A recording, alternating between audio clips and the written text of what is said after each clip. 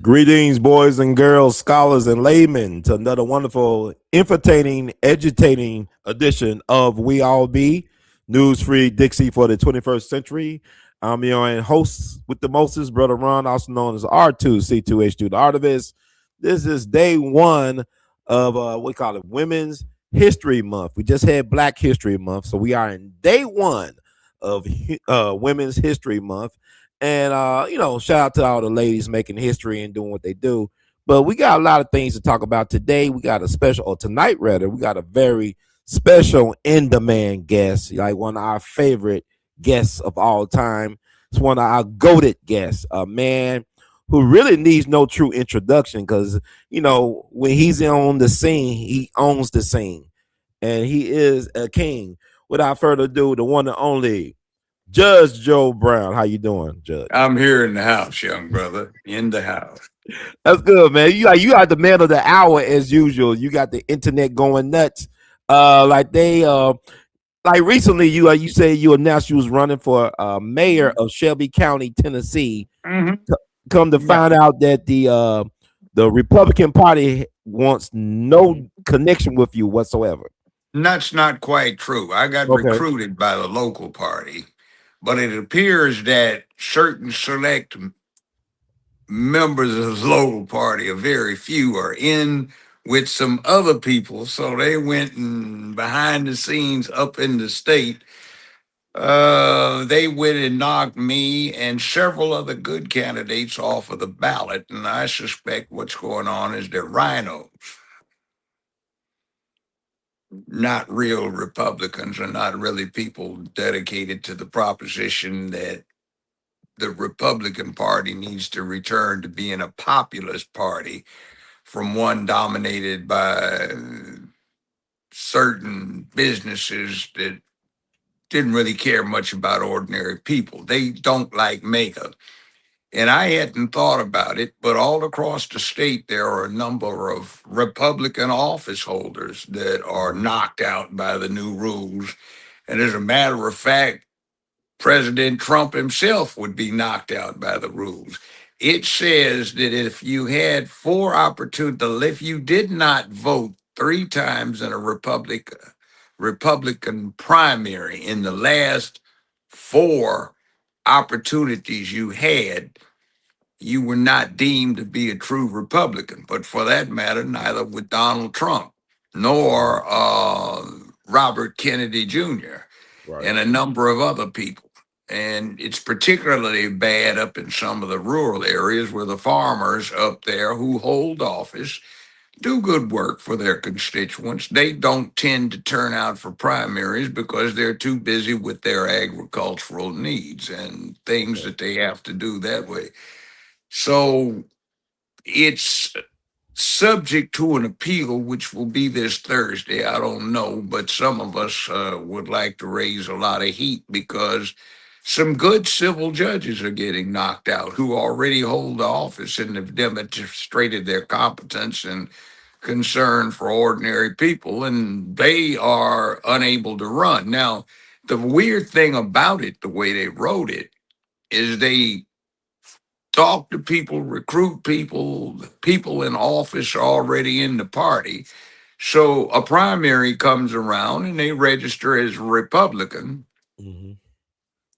They may be the incumbent, but if they don't file a simultaneous petition to run as an independent and they get turned down as a Republican, they're off the ballot.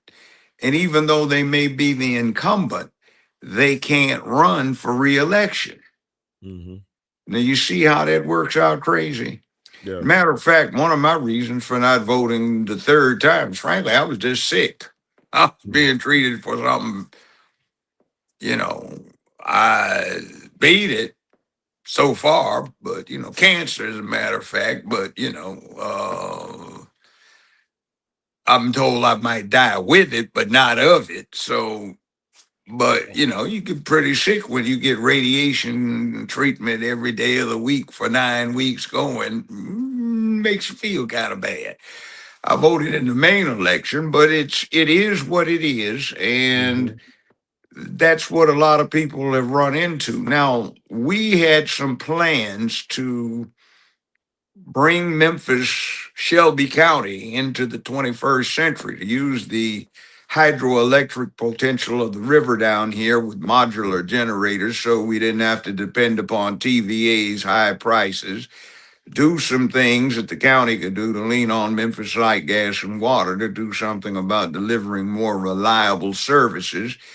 Take the medical programs, the group insurance plans that we have in place for employees, expand them and allow citizens to buy in, which would reduce the price for everybody. Do something about organizing communities to set up county-wide anti-crime networks involving the citizenry. Things like that would be of help. Doing something about these horrible potholes. Poplar Mhm. is a mess, but you can't do anything with Poplar because technically Poplar is a state highway, believe it or not. But it's Mm. always been my posture that either the city or the county ought to take the steps to do something about repaving that place and build the state. We also need somebody to say, hey, come right on in, audit all of this mess. It needs to be looked at because there's some really funny stuff going on. And somebody needs to be in place to make sure that happens. Things like county money and city money being used to finance the and pay for the construction of projects that do absolutely nothing for the citizenry, but yet enrich certain interests who seem to have been behind this move because they got scared. I don't like corruption. I will Right. not tolerate it. And I know where the skeletons are, and hell, I know where the secret graveyards are. So they don't like that. And it's kind of sort of somebody comes in with an idea like Donald Trump did that's Hmm. turned things around and they don't like it. Plus, I deliver what I say I'm going to do. I said I'd bring justice and reform to Okay. the criminal justice system. Got elected 36 years ago to that, and I did 2 8-year terms. And if you wanted to see how I did things, you could have watched me 15 years on the show, where what you see is what you got, or we're getting anyway. So that, by the way, was real. It wasn't fake. It was binding contractual arbitration under U.S. and California law. So it was endorsed by both Supreme Courts, California's and the United States, but they were dealing with Judge Alex on the U.S. part, but Okay. it applied to what I was doing. So, it's like all of this going wrong. I live here Hmm. and there's something that needs to be done. I'm not too old to do stuff. I still jog a mile every other day or so. Hmm. But I have no further political ambition. I'm not doing this to get money like so many are. I'm going to get elected. Well, are you like some of these preachers that pimp the pulpit so they can get wealthy? Or are you trying to save souls or enhance the situation for the people that live here? And then the other thing you have on this other side, the Democratic contingent, they're all for, oh my God, we got to get this Memphis Safe Task Force out of here. Why? Crime dropped 43% since it's been in place. And for the entirety of last year, even including the periods when they weren't here, they've been so effective that the total homicide rate dropped 27% in Memphis, which is astonishing. And then we find on the Democratic side, and some of these RINOs, they're talking about we need to build a new jail. Why? Hmm. Remember, you guys said crime was dropping.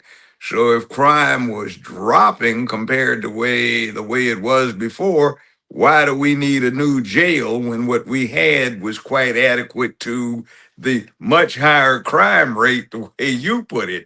Or is it just a dodge for the usual in crowd to get a whole lot of money for building a jail we don't need to deal with? We've got that penal farm that could be much more easily expanded. It's got a lot of space out there, a lot of cell blocks are being used to store such things as toilet paper, for goodness Right. sakes. So, see, this thing with the bill of goods, we don't need this thing of turning the public parks for county and city, and the county can resist this over to this thing that certain individuals have come up with. What's the name of it? Green space. There's no Mm-hmm. reason to do that unless somebody's angling on getting concession fees from, let's see, converting the Liberty Bowl into a soccer arena with state and county money. Why do we need to do that and build a new football stadium? And we don't even have a football team. See, things don't make sense when you back off and look at them unless you figure out, oh, somebody's scheming. So there needs to be a counter pressure brought to bear. There are things where funds have been commingled that weren't supposed to. Funds are being misdirected from what we are supposed to be doing with them to try and get some other people an insight, let's say, on dealing with what Mason, Tennessee may become if this South Korean company called Blue Oval takes it over. And what is the county doing about the fact that we're going to have a factory in operation very shortly with 30,000 people there, and already 15,000 have been hired from South Korea. And on their company website, they say they were counting on the Biden Harris administration to be continued under Harris Imhoff, Mrs. Imhoff, so that they could get these foreigners in legally, but expeditiously, so they can hire more South Koreans rather than local residents. These kind of things don't need to be in play. The Sheridan Hotel down there, the county has a stake in that. And why are we anteing up almost $500 million for that decrepit place and then renting it back to Mm-hmm. somebody for a small percentage of the net, which is going to be zeroed out so there's nothing anyway when the accountants get through with it? See, those kind of things need to be addressed. Somebody needs to say, hey, the people need to be represented. We need those things that make us safe. We need those things that bring in jobs. The people that are running on the Democratic side, the current administration, Paul Young, that's in, the termed out one, Lee Harris, they don't know anything about finance, developing industry, urban development, and management. They have no idea about what to do with the crime problem, which is, I said several years ago, that's our number one problem. But some people wanted to poo poo me when I said it. Oh, they had all of these special DEI agendas that they thought were more important, but Mm-hmm. we wound up being the murder capital of the United States of America, the most violent city in the United States, and deplorably the 10th most violent in the whole world. And that is just inexcusable with what we have here. So many assets, and nobody wants to deal with it because they're more interested in what's going down under that table where their hand is under there waiting for a handout. At the local Waffle House, Joe. Like those Tennessee Waltz 2.0. We're going to need to have a Shelby County boogie. Mm. But Judge, you are too modest though, because I remember when you was going through your cancer thing, that's throat cancer, I believe, that affects your communication. But you was like a marathon runner when it comes to talking. That you kept on talking, you pushed through it, and really it shows a lot about your resilience. Even when they try to take away your ability to communicate social media wise, congratulations, you getting your X platform back. I'm glad that you got it back. It's like y'all trying to stop you from talking, Judge. Like they not just They've saying, done it. And mm, when you and I are on or other places, strangely, when it gets real good, blip, something happens, and that little yellow band, whoops, lost connectivity comes at the top. Yeah, great. But, you know, I saw Paul Young bragging today about the low crime rate. I saw him he on has that nothing to do January with it. today. He has Mm. nothing to do with it. And frankly, he's too scared of the constituents to go out and walk around and take a look at it. He's got to go out with 4 or 5 bodyguards. So you need somebody like me running the county because I didn't get the city. It was nonpartisan, and that crap they did was a mess. But he can't go out and just stop. Hey, come here, young man. What's up? What are you doing? Right. You can't do that.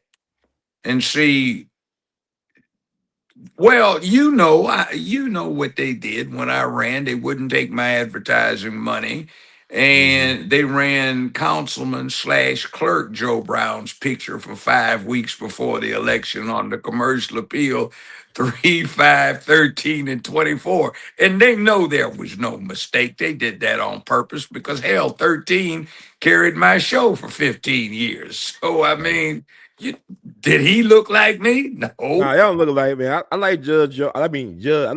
Definitely like you, Judge. But I'm cool with Joe Brown too. He's like a decent guy. Now He's a I don't neighborhood have a guy. problem with him. Yeah. I consider him a friend, but he's been sick. He wasn't me. Mhm. Now, Right. my sickness was crazy. Like you said, I kept talking. I just told them, hey man, hit me hard. So they fried me with this radiation every day of the week for 9 weeks. I had third-degree burns inside my throat and on the outside of my neck. Man, that built character. But I said, do it. Don't hold You anything back. you like Teddy But Roosevelt. You like a strenuous life. You like Teddy Roosevelt. You a rough rider, man. yeah, How you do it? and these folk they are too much into the country club set. Hmm. They're too much into going around with a glass of Chablis in one hand and some delicate wafers on a tray, and they can't get out and get with the people. They go to these meetings where they try to stay out of the way and act agreeable when people start running the hustle down that they're going to get a part of. And Hmm. you know what? Years ago, I was campaigning for somebody. I think it was Judge Otis Higgs who was running for mayor at the time. He'd been a judge, resigned to run for mayor, and then came back later. And I was talking to an old guy, and he said, Lloyd Brown, he said, corruption ain't nothing new. They've been Hmm. having corruption here and everywhere else for a long time, but at least the ordinary guy got something out of it.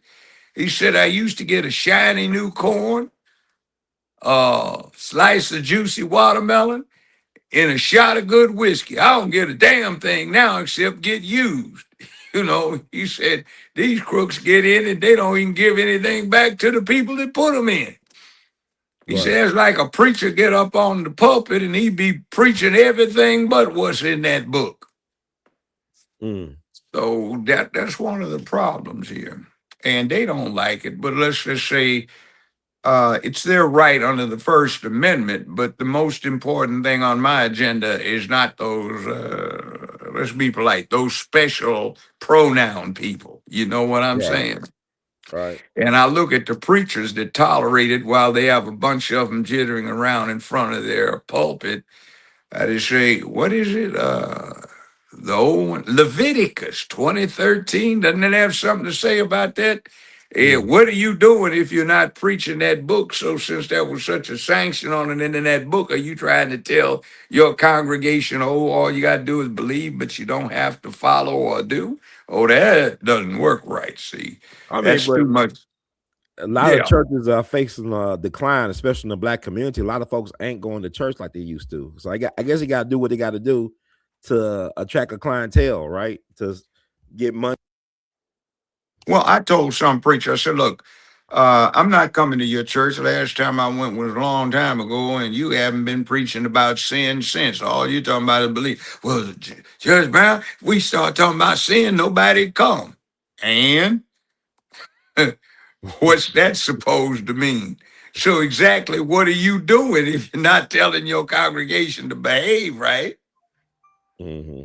So, that's across the board. It's like it all becomes relativistic. Bravery, courage go out of the window. There's no standard of conduct, no ethics, no morality. You want our young girls and daughters and granddaughters and nieces to look like sluts and dance around acting a fool. You don't want the kids to be in school and pay attention to it. You tell them that they can't do anything because some racist something will do something to them. But last I checked, there's no racist sitting on the other side of the kitchen table where they could be doing their homework. Have you seen one? No. You know, or have you seen many of them sitting at the kitchen table or anywhere else in the house doing homework? Or some of the people that go out and whine talking about I'm entitled. Well, look, um, exactly what are you doing? I tried to hire you and yours, and you didn't show up to do the job, didn't have finish it, and I had to bring somebody else in. Was that white supremacist that kept you from doing what I was paying you to do? Hmm. You know, and I've found some good contractors, good hardworking people. Right. But then I look at everybody in this county is serviced by Memphis Light Gas and Water, but why did they sell off all of their equipment to keep the trees trimmed so they wouldn't bring down the power lines? And why are they coming up with $26,000 per square mile when it doesn't even break 5 or 6,000 a mile in the rest of the state? How did it come about? What's going on here? We have inclement weather. We know it's coming up. Modern weather forecasting is getting pretty Right. good. And Hmm. we know about it for weeks, but there's no sand, no salt to put out, and it doesn't make any difference if it rains. That film of salt will stop the ice for months, but they don't put it out. They don't even have the trucks because they sold them off and they put the money in their pockets. And now, instead of repairing the infrastructure, they're trying to put in a pipeline on this water shunt, sewage shunt, so we can pay for the cost of sewage, you know, uh, processing and supply water to what is Mason, 5,200 people. That's okay, but it'll soon be 250,000 inside of 10 years. Do we have to pay that bill? We don't get anything out of it. We don't get any of the county share of a property tax on something outside of the county. I mean, why are we paying for these things instead of them being appropriately assigned a priority? And there is a bid system out there. Why don't we do these things with medical insurance? Why don't we do something about taking our deposits out of First Horizon? Used to be First Tennessee, but now it's not even a U.S. bank. It's out of Canada. So why are Mm. we giving all this money to Canada Hmm. when we could be putting it in alternative banks that could be extending lines of credit, business loans for small businessmen who are or women who are enterprising, for first-time homeowners, and for another series of things I can think of off the top of my head. But these people don't think about that. They think a little petty stuff and rushing out when they get a little invite in the country club to explain themselves or get told what their instructions are.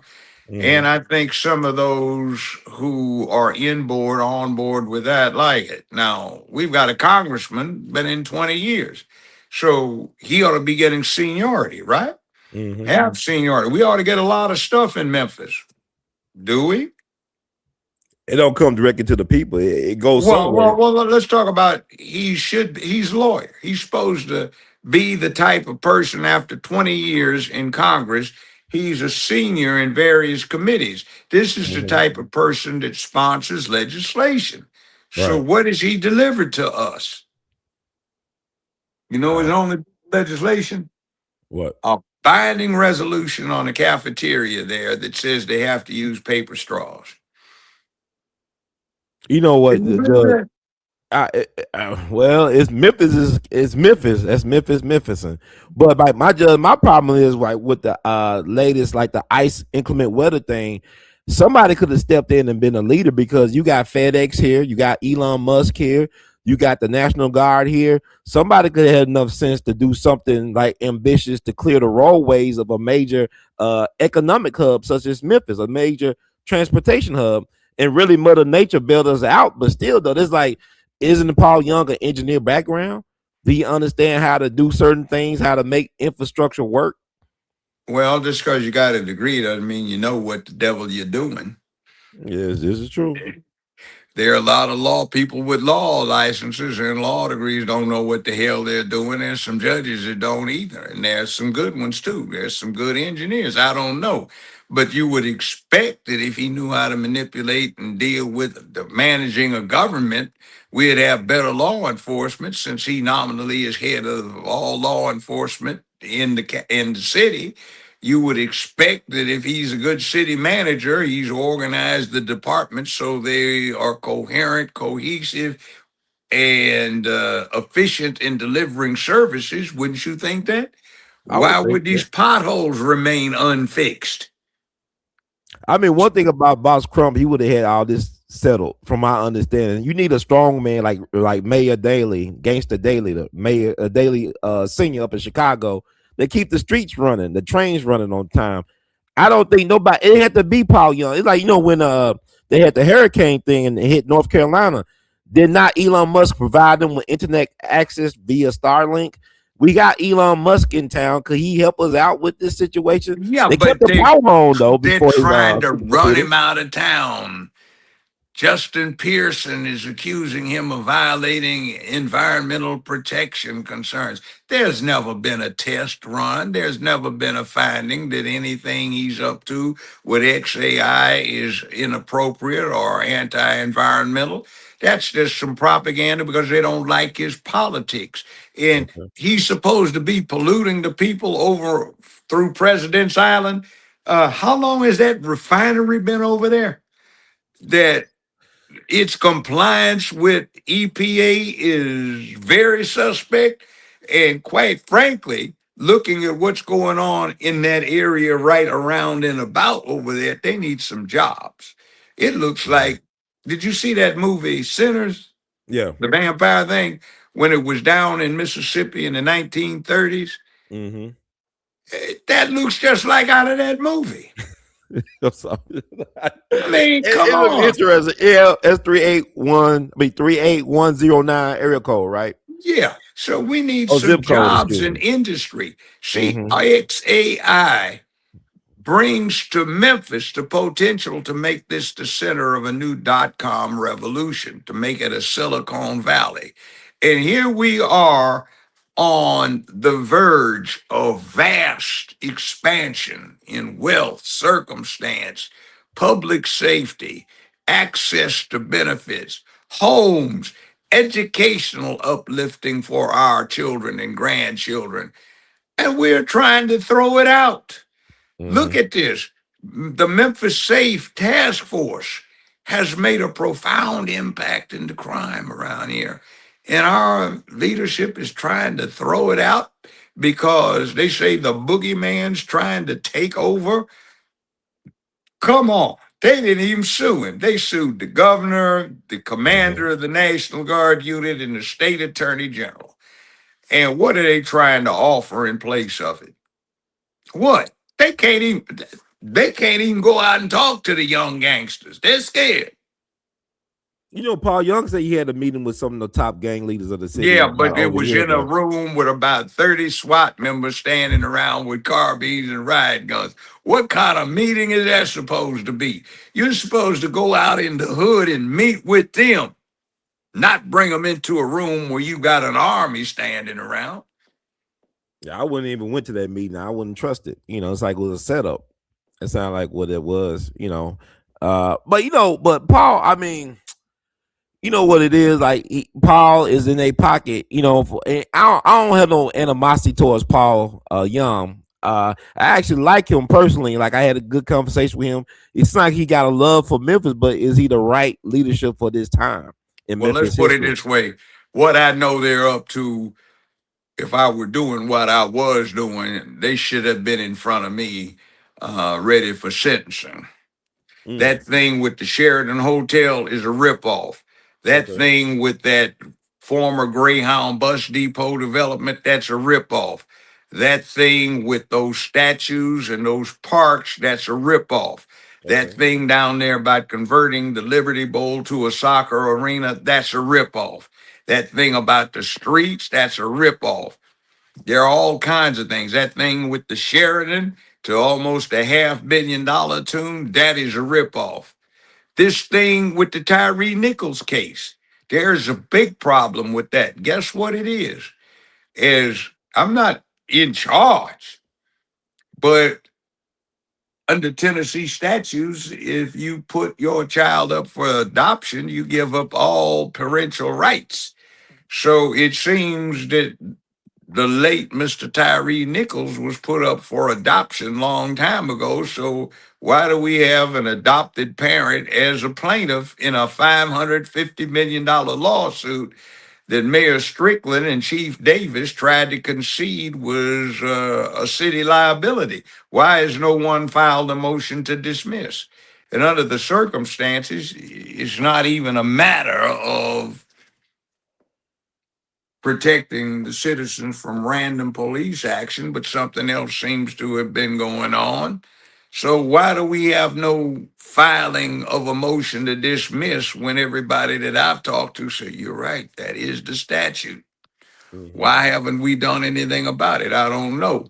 You mean to tell me that the city mayor does not have a sufficient connection with anybody that understands what the law is and can do something about defending the city rather than just conceding it? So why are they trying to concede $550 million? Their hand under the table?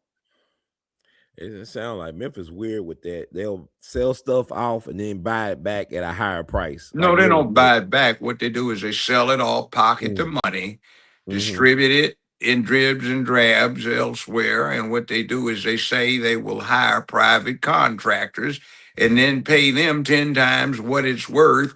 And there's also a little under the table action, allegedly, that comes out of that. See, it's a scam.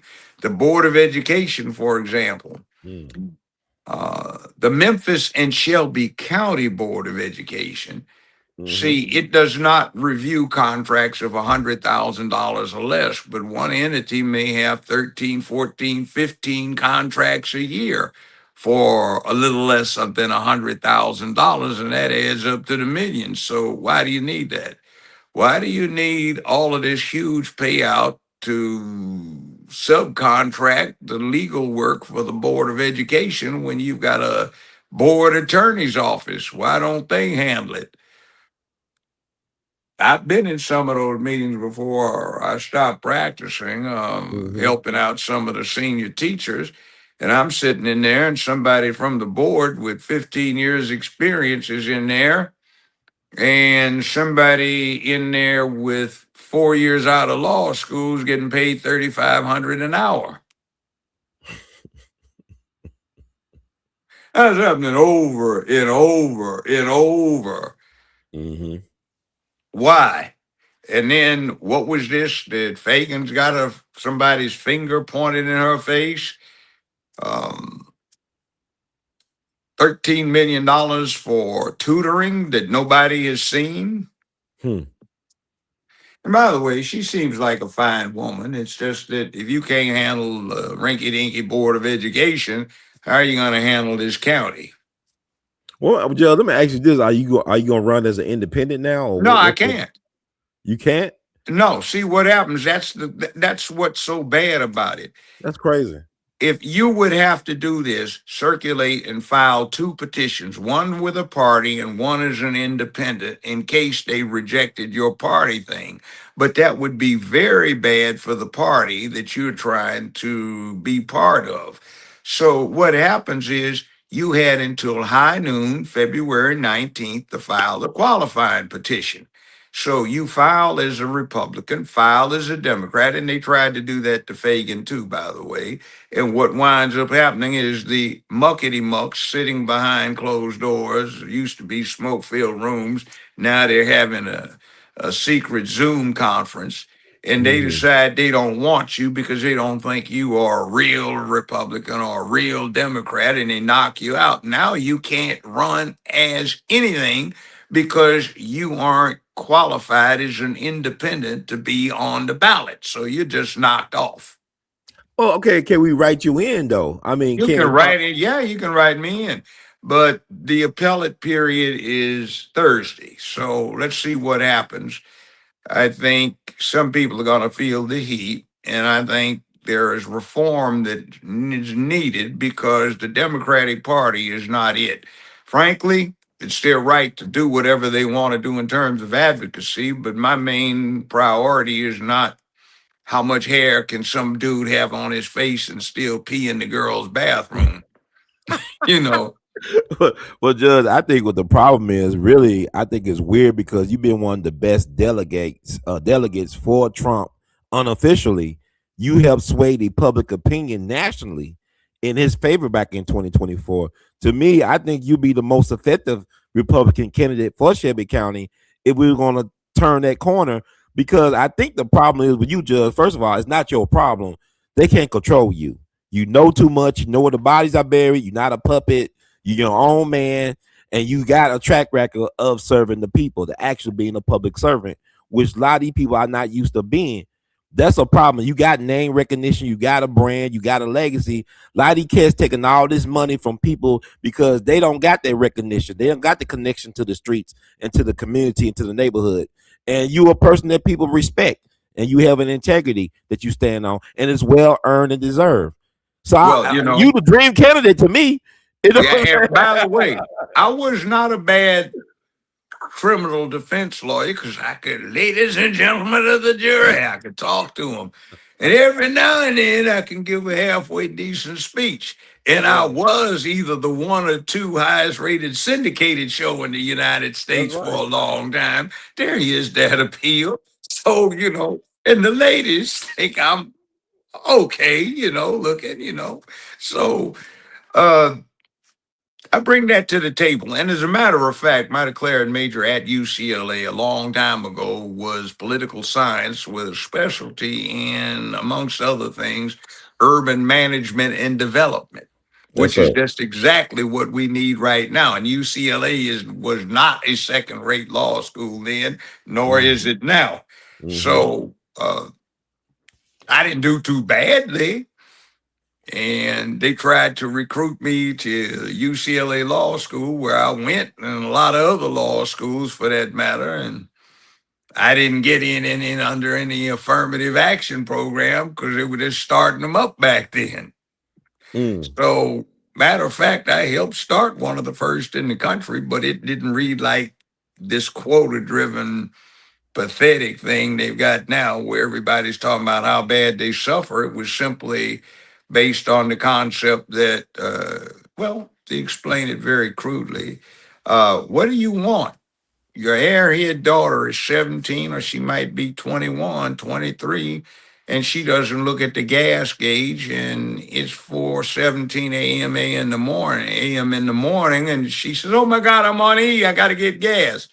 When she pulls off the freeway to get gas, do you want her to pull off in an area populated by thug management, Mm. pimps, drug dealers, and Mm-hmm. all the rest? Or would you like the leadership in that community to be responsible, above board, and capable? See, so the idea was it's in everybody's interest when residents drive cars and they get around so that everybody gets a shot at developing effective leadership. And it's that what counts, not just because there's supposed to be a quota to the Mm-hmm. underprivileged. See, Right. we said that would be reverse discrimination. And what we came up with read almost exactly like Robert's opinion. When it's going on 3 years ago now about it. And I said, wow, he looks like he read what we came up with in 1967. Hmm. So, you know, it is what it is. There are ways of doing stuff. And if you're not smart enough to figure out how to do it, get the hell out the way and let somebody get in who is.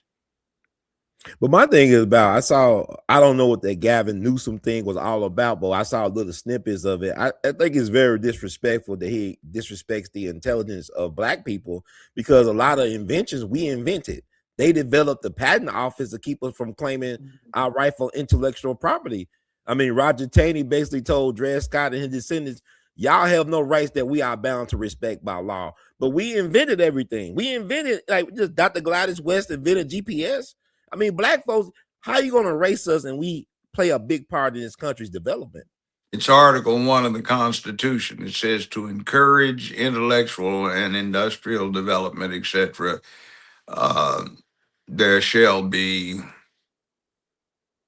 a protection extended to intellectual property. So, Article 1 of the Constitution sets up what became the Patent Office, and it sets up a framework that leaves it to Congress for the particular details on encouraging that.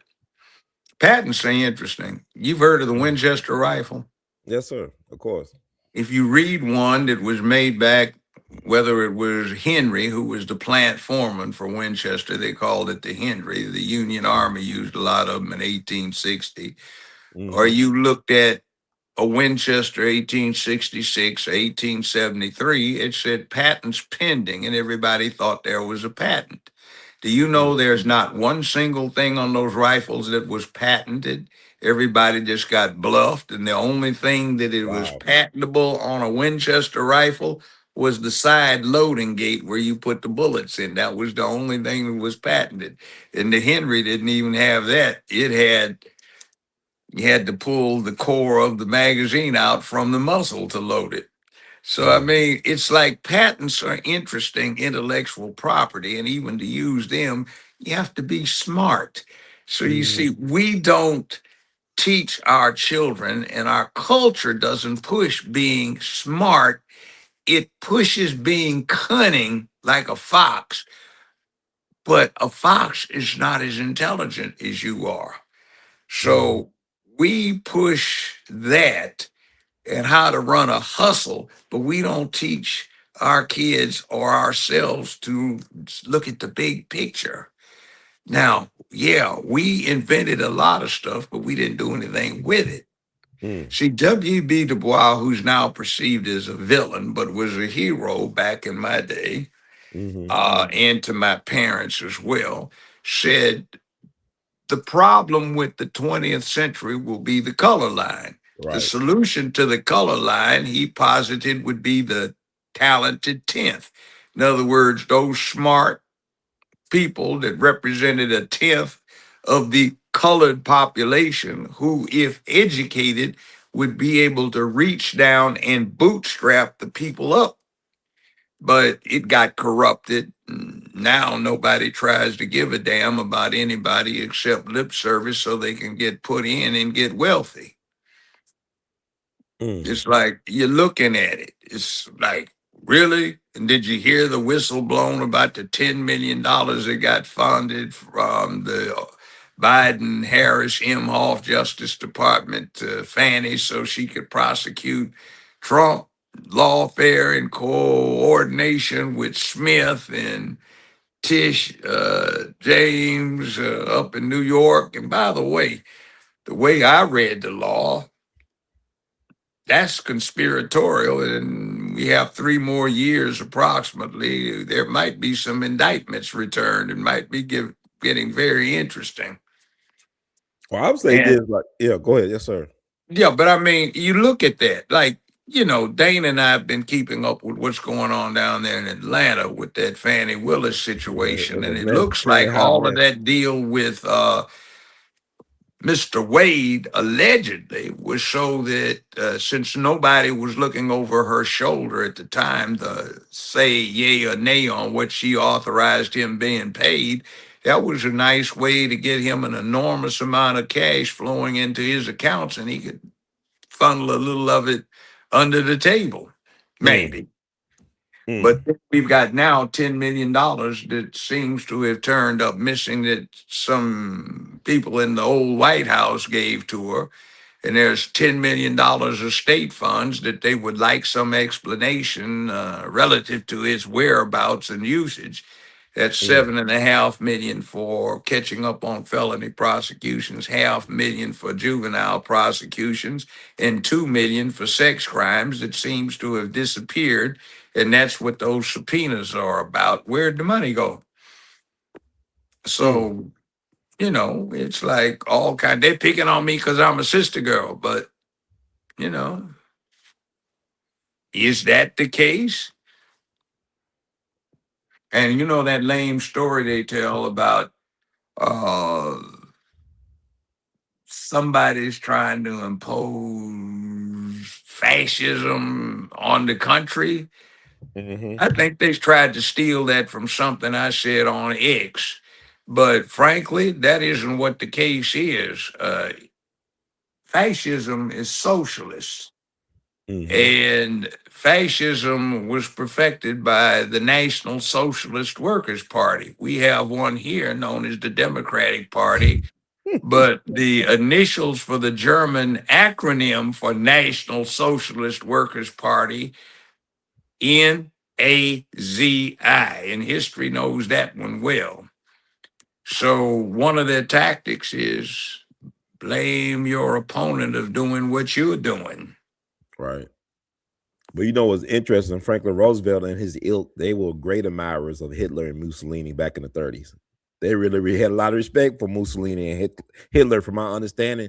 And then also, like you said, we got to get back to the basis. You know, the first African American or Black American native to get a patent was Thomas Jennings, who invented dry cleaning. And then his daughter was Elizabeth Jennings, who took on segregation in streetcars in New York City. And she was represented by Chester A. Arthur, a future U.S. president. But he used his money to free his people and to empower his people. Thomas Jennings. And so you got black folks that got money and resources. They don't do any type of empowerment or community building. And when they have the position, they don't do a damn thing either. Well, let me ask you this, because you are, I mean, like By, you a by the Mason. way, Yeah. by the way, Mm-hmm. well, we'll come back to that. It's on Black History. I was going to make a Yeah, well, I would remark ask you, about. Judge, like you well connected. Can you have power in places like Memphis without being connected to a frat or sorority or being a Mason? Is it Yeah, possible anybody yeah. give me an example who did that? I don't know any examples. It's like everybody's either in a Well, frat let or me tell you sorority what it or a used to Mason. be. Let me tell you what Okay. it used to be. See, Masonry is about 5,000 some years old. Okay. Those monuments, temples, the pyramids, the Greek temples, and such like, Masons designed those things and they had them built. And Mm-hmm. when it started off, it was taking a peasant or a pharaoh Mm-hmm. or a king or a chief and teaching him how to make bricks, how to lay them, Mm-hmm. how to cut and dress stone, and then ultimately how to design a building and how to get it built. Right. It was uh, an adventure in learning or going through an apprenticeship to become an architectural engineer. Mm. Meanwhile, what happens is you teach people character to go along with this mighty authority and knowledge and information that they could otherwise be very dangerous with. That's masonry. Mm-hmm. 100 years ago, the four frats, not five, the four, Okay. and the four sororities started up masquerading as black or colored Greek social organizations, but their purpose was to fight segregation. They pledged very hard because, in the process of doing that, you might get caught by the sheriff, Bubba, down here in Mississippi, someplace, or Alabama, and tortured. And they wanted to see if you would snitch on everybody else. Mm-hmm. Now, both of these entities, the sororities, fraternities, Daughters of the Eastern Star, and Masonry, they had protocols. They had very severe and brutal tests and rites of passage to become one, Right. and they were loyal to each other, and they had an independent communications net. So when you wanted to communicate long distance or short distances, there was a reliable methodology. There was a brotherhood or sisterhood that you could trust, and you did not have to worry about snitches or somebody betraying what you were trying to do. Now, late mid 60s, all across the country, some weak people started complaining about being brutalized by frats and sororities, and some of the little rejects that never got in jumped on the bandwagon to prosecute. And by the way, for the Mhm. white folk, the same thing was going in to set up a reliable organization that could be trusted to reliably communicate and keep confidences. And if you Mhm. dealt with somebody that was your frat, a mason like you, or a sorer like you could trust them.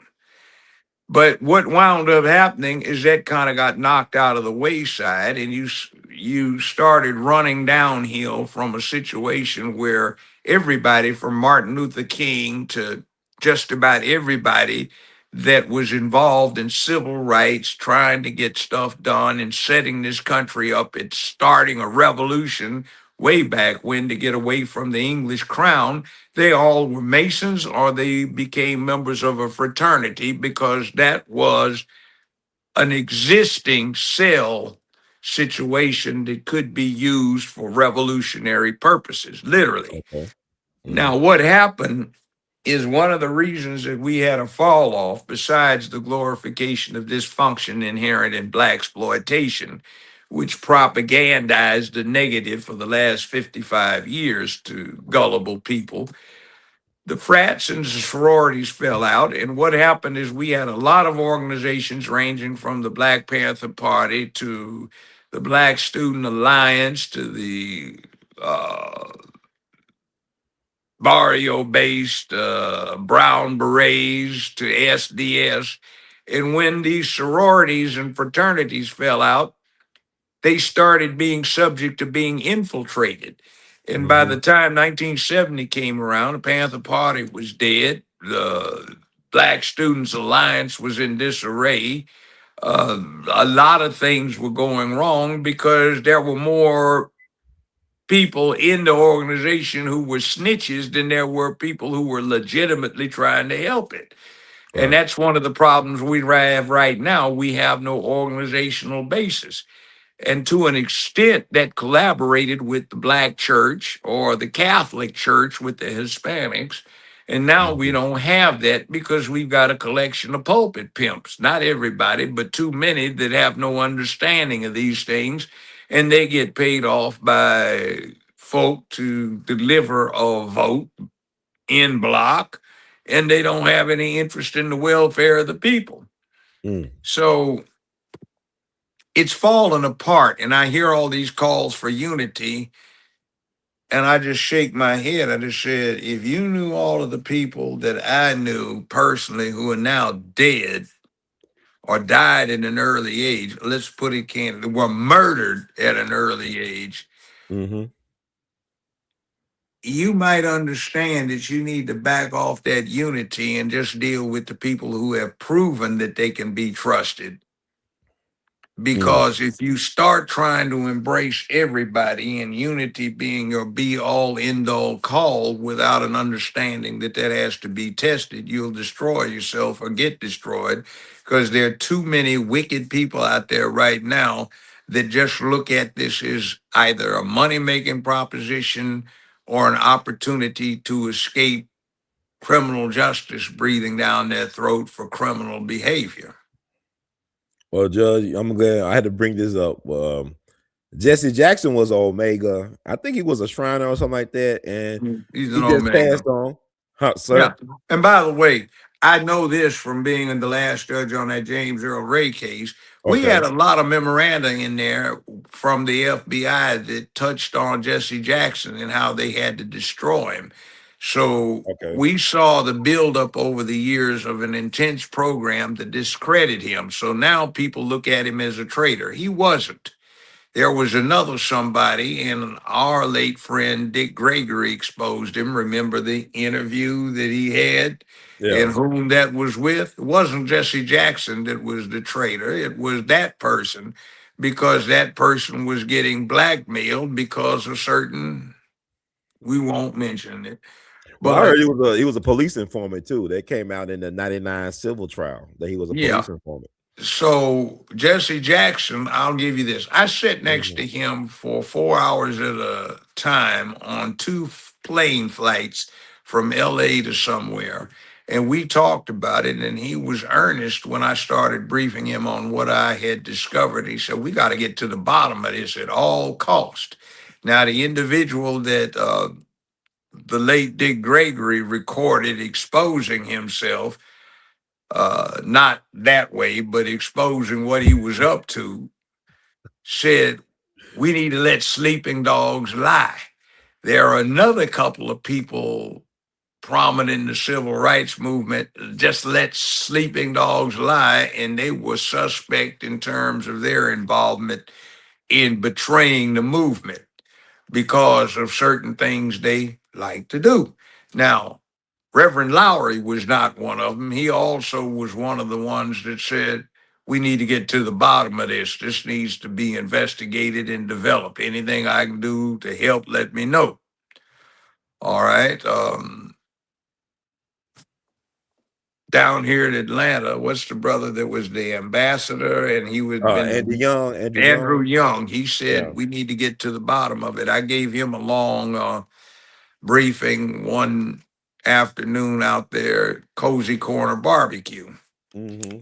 and we talked about it. And yeah, there's some righteous people, but you see, I'm looking at all these internal FBI memoranda where they're discussing discrediting people by dropping rumors and other stuff.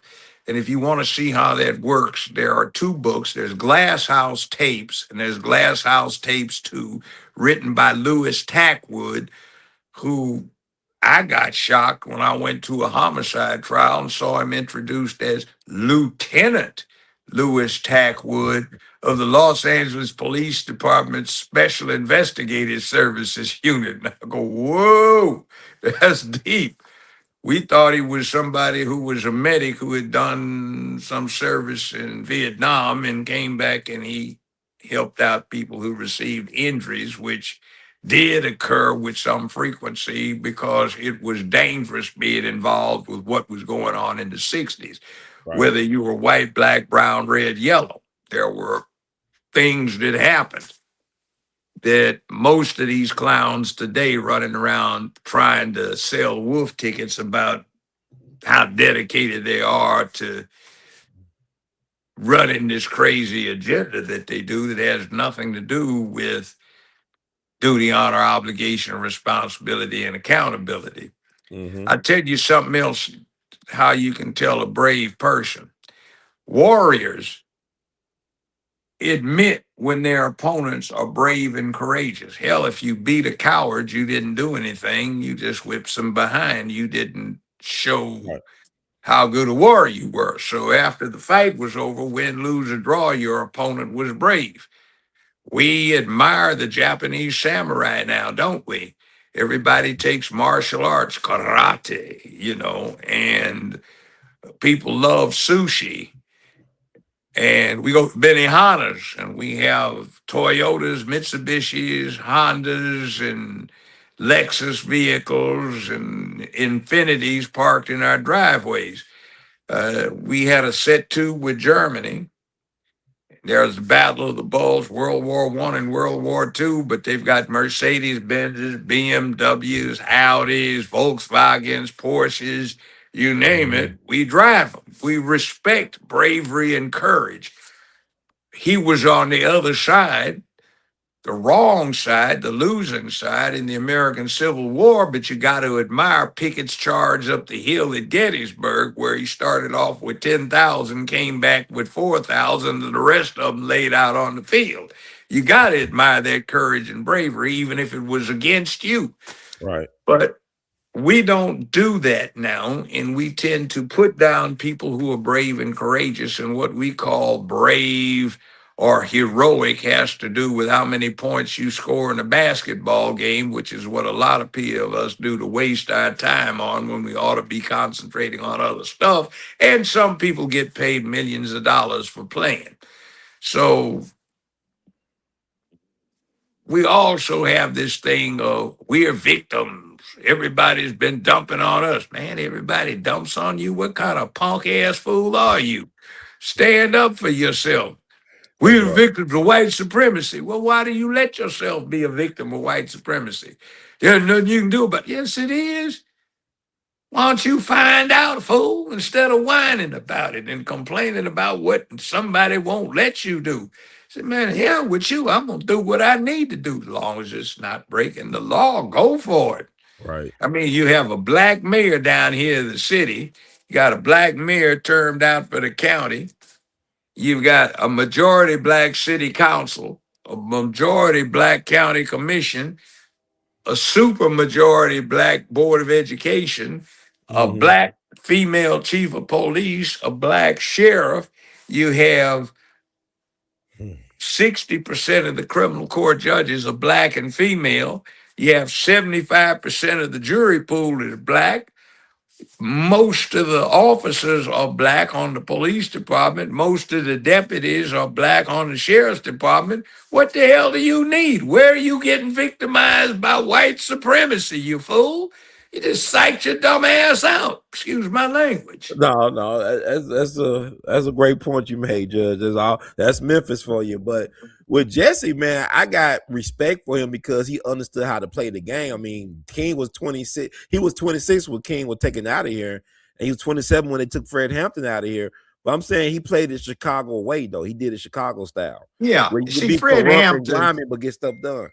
I met Fred Hampton, but he was a Mhm. teenager when I met him. He wanted to be part of what was going on, but the Panther Party had pretty much been destroyed by snitches and Mhm. also some internal problems that it had, Mhm. contradictions. And he got in kind of late, and he was a young man, and they scammed him, set him up, and he got killed. Right. Because, as I said, this was dangerous, really being effective. And he wasn't the Mhm. only one by any stretch of the imagination. Hell, I was present when John Huggins and Bunchy Carter got assassinated by the US organization at Campbell Hall at UCLA in the 60s. Right. You know, Nat Clark got done in. I knew him. I recruited him. Hell, I used to date his sister at one time. Right. Um, all of these folk, I knew Elaine Brown when she was a secretary out there before we recruited her to school. Geronimo Pratt had been in the U.S. Army. He did 4 tours in the Nam. He was a Green Beret sergeant. And that was a scary dude, but Mhm. we used to talk. All of these things going on, but it got destroyed for the most part by black on black activity. Mhm. Now, all of that said, there is no easy way to get what we seem to want. It's going to require hard work, dedication, and sacrifice, and some common sense. Sloganism is not going to get it. Mhm. It requires hard work, being up late at night, studying it, and not from some bozo who decides he's going to adapt. It's okay if you do, but just because you adopt some African name doesn't mean you have any wisdom.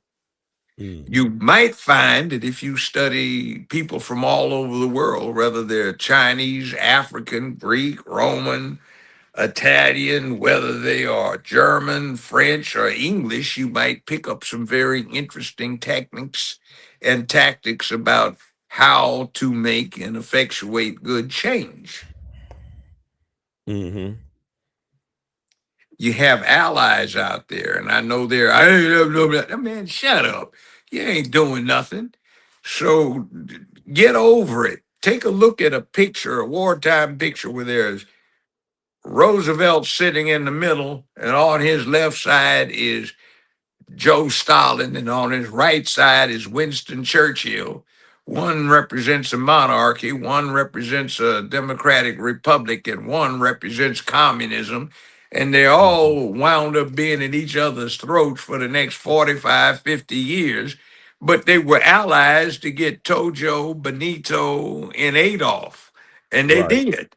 Mhm. So Understand how this thing works, study it, and get out your feelings. Doesn't anybody give a damn anyway? Be effective.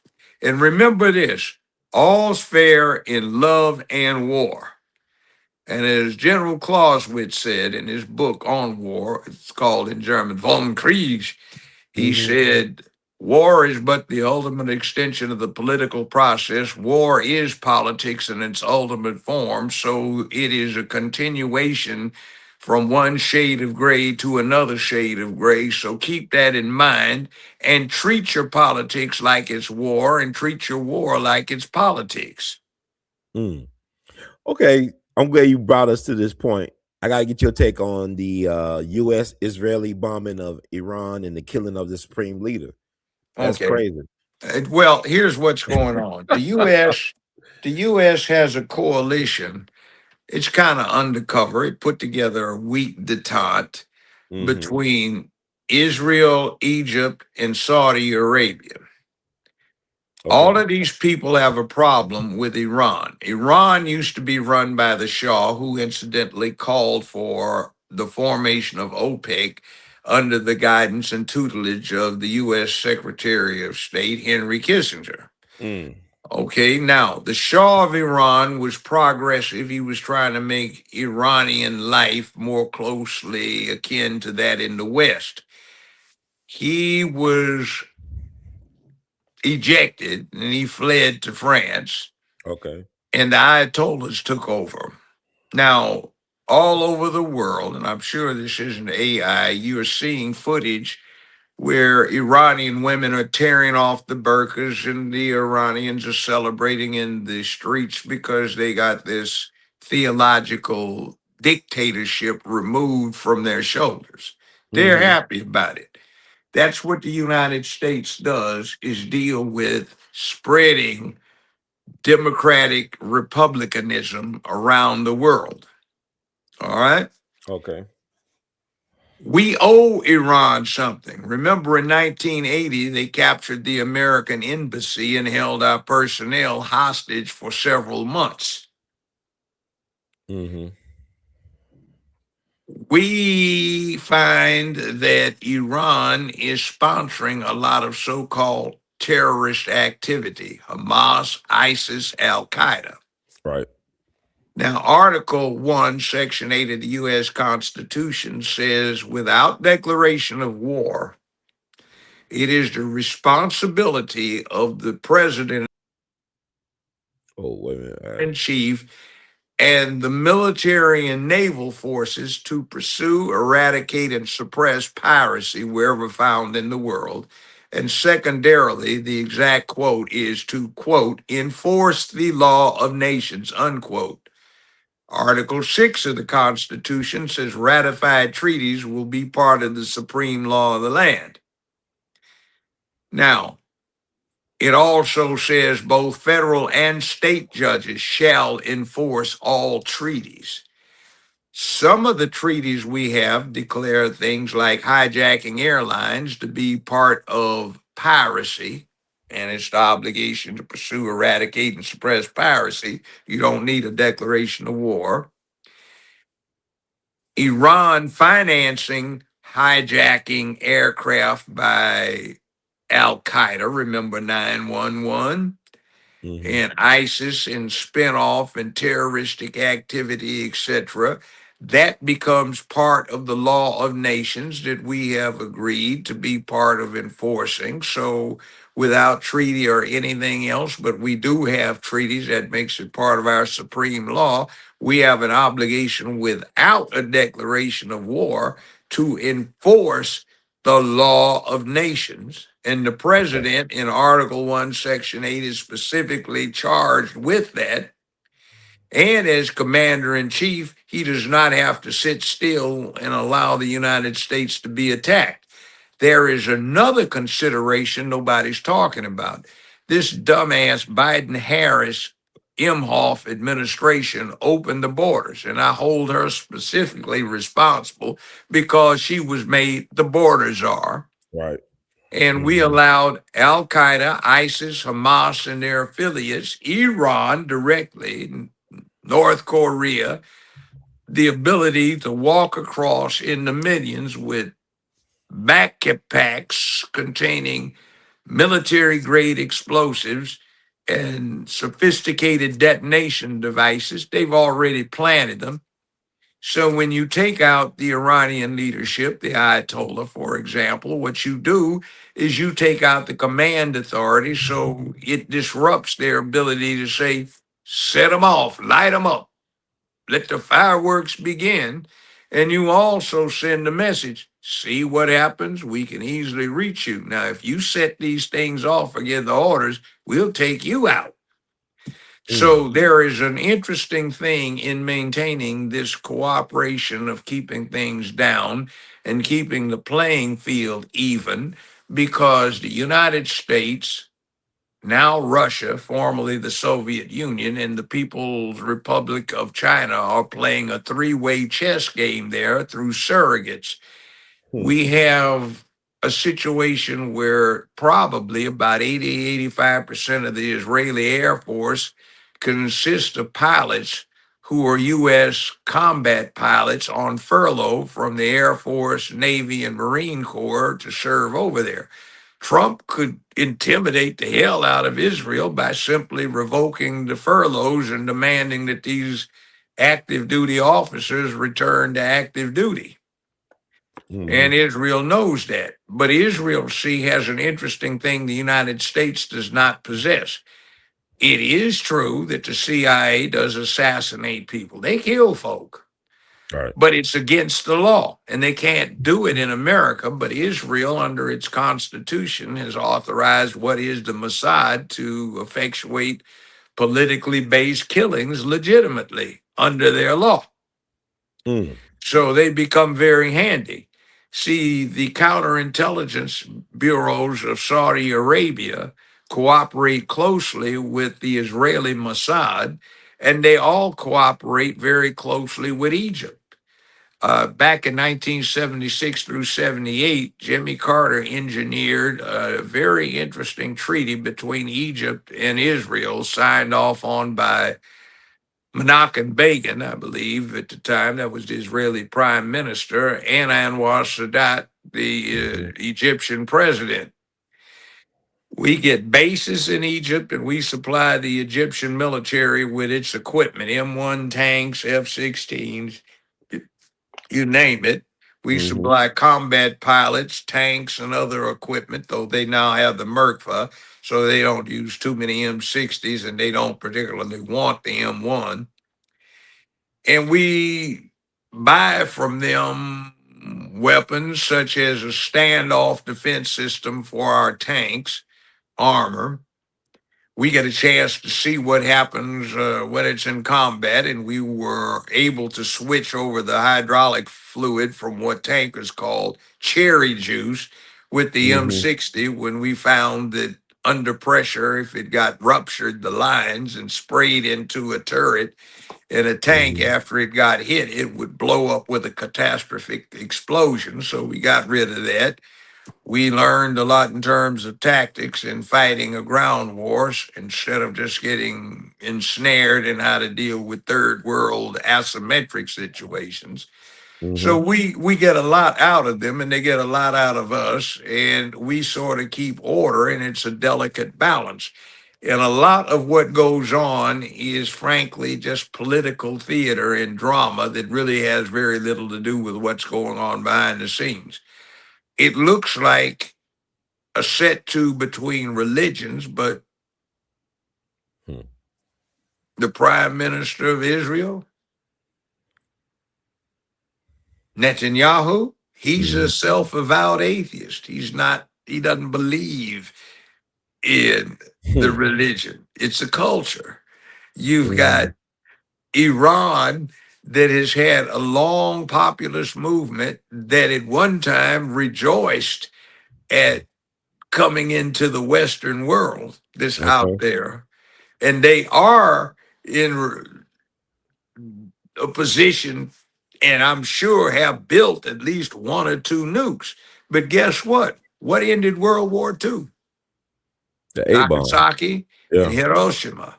that's right. Fat man, fat boy, fat man. and Little Boy. But Mm-hmm. you know how many bombs we had? We just had three. We had to blow one up in the desert to see if the plutonium bomb would work. It did. We knew the Little Boy would work because that was simple, but it took us 6 months to build another bomb. Mm. So we stopped World War II with two bombs. And that would be very bad to be the target for even a primitive bomb, which is a lot bigger in yield than 16 kilotons they dropped on Hiroshima. Wow. That's 16,000 tons of TNT explosive equipment. We've got that floating down the Mississippi River on barges.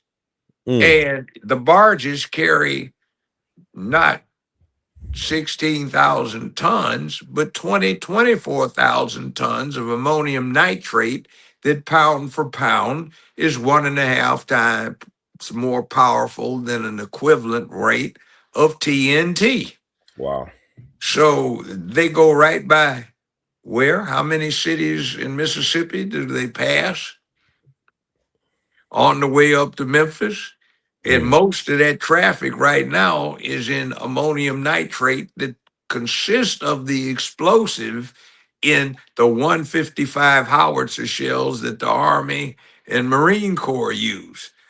So you can imagine what's out there if somebody decided to use that river for what they could. And by the way, nobody's looking at it. It takes 30 days from New Orleans to get to Memphis. So it is what it is. Now, Mm-hmm.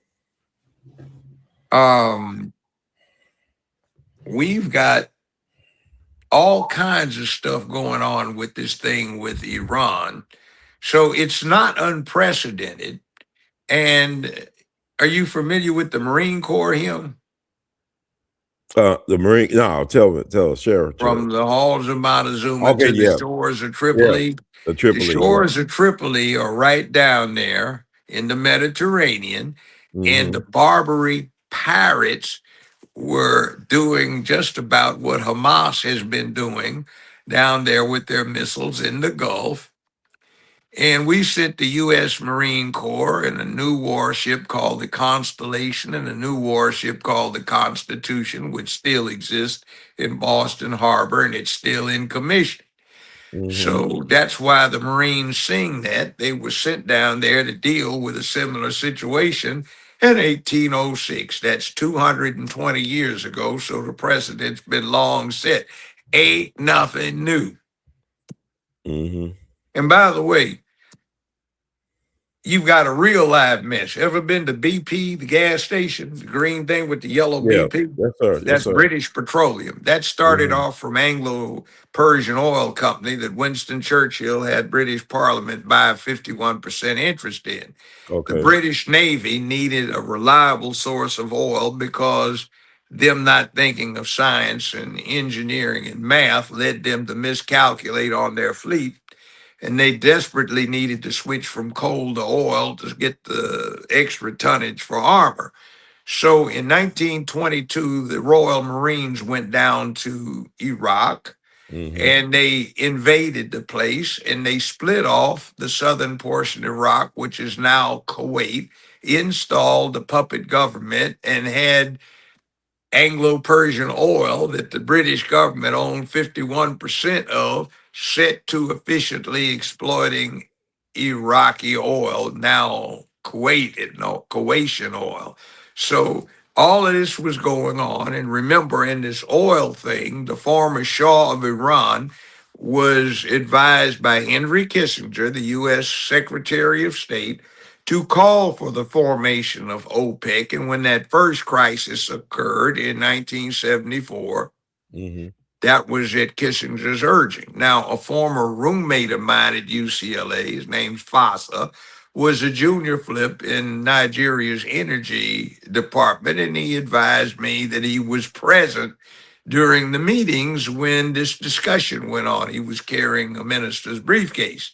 Okay. So I got a firsthand report for what went on, and it's interesting that now we give Iran the opportunity to return to its much desired efforts to westernize. Okay. I mean, but they had that in the 50s already. Then they had Operation Ajax happen, which overthrew their ability to, because they wanted to control their resources, and it was a Yeah, no but no. Shah of Iran was getting big bucks.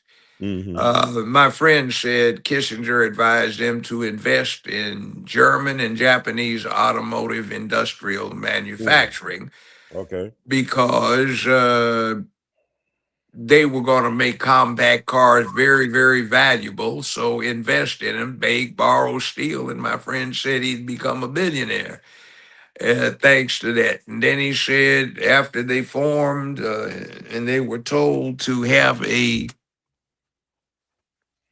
oil crisis to drive the prices up Mm-hmm. and encourage inflation, which would diminish the real value of their debt load, that they were going to eventually start pushing big American cars again. And then you look under the Bush administration, there was a tax break for an SUV that weighed either 5,200 or 5,800 pounds, and they ate that up over there. See, it's a game like OPEC boost oil prices, right? Mm-hmm. And then the pump prices go up. It Mm. takes a minimum of 9 months for the oil pumped under the new price to get to the United States. Usually it takes a year and a half, closer to 18 months. So when they boost the price, they're boosting it on refined oil that they acquired at a much lower price, and they're making a huge profit. Also, they really don't have to buy it, they're selling it to themselves on consignment, of Mm. which they get a percentage of the cost. So Wow. when Standard Oil says it has to pay extra prices for oil that OPEC made more expensive, it's lying to you because the oil they're using was at a very much reduced price, and they don't have to pay out of pocket. They have a deal worked up where they shoot back a percentage of what they make because they get it on deferred consignment. See, my thing is like, what about the tariff situation? Was the Supreme Court ruled against Trump collecting They didn't tariffs? rule against him. What Okay. they said was he has more draconian methods available. That was the least onerous. See, in other words, if you Mm. are importing steel and the tariff is $10 a ton, you still can import all you want to. But the Supreme Court, in Roberts' opinion, said he could impose an embargo or a quota. So Trump has got the thing of saying, okay, we can't charge you $10 a ton, but we can restrict you to 10,000 tons from this country. That's all you can bring in, or none at all. So the problem is this. Mm. Up until World War II, we had a very high tariff, and effectively over 180 some years, 90 years, it was found to have increased the wages of American workers and protected and encouraged the development of American industry. At the end of World War II, Asia was in ruins, and so was Europe, and we had nobody to sell our manufactured goods to. So you came up with the Marshall Plan in Europe, Right. and you came up with MacArthur being shogun over in Japan, and Congress reduced tariffs down to flat zero for these particular areas so they could get back on their feet. Once they got on their feet, instead of reimposing the tariffs, they didn't. And what wound up happening is smart entrepreneurs said, hey, if we export our manufacturing facilities overseas, we don't have to pay as much for them. We pay lower wages. We won't have these pesky unions to deal with, and we can make a lot more profit. And that's what they've done, and the American worker has suffered. Eh, Mm. We've done something that hurts us, so there's no reason for it. Interestingly enough, if you keep up with such things, this horrible tariff has been ended, but the people who were subject to these tariffs have said, oh, well, you know what? You can't do it, but we're going to keep paying them anyway.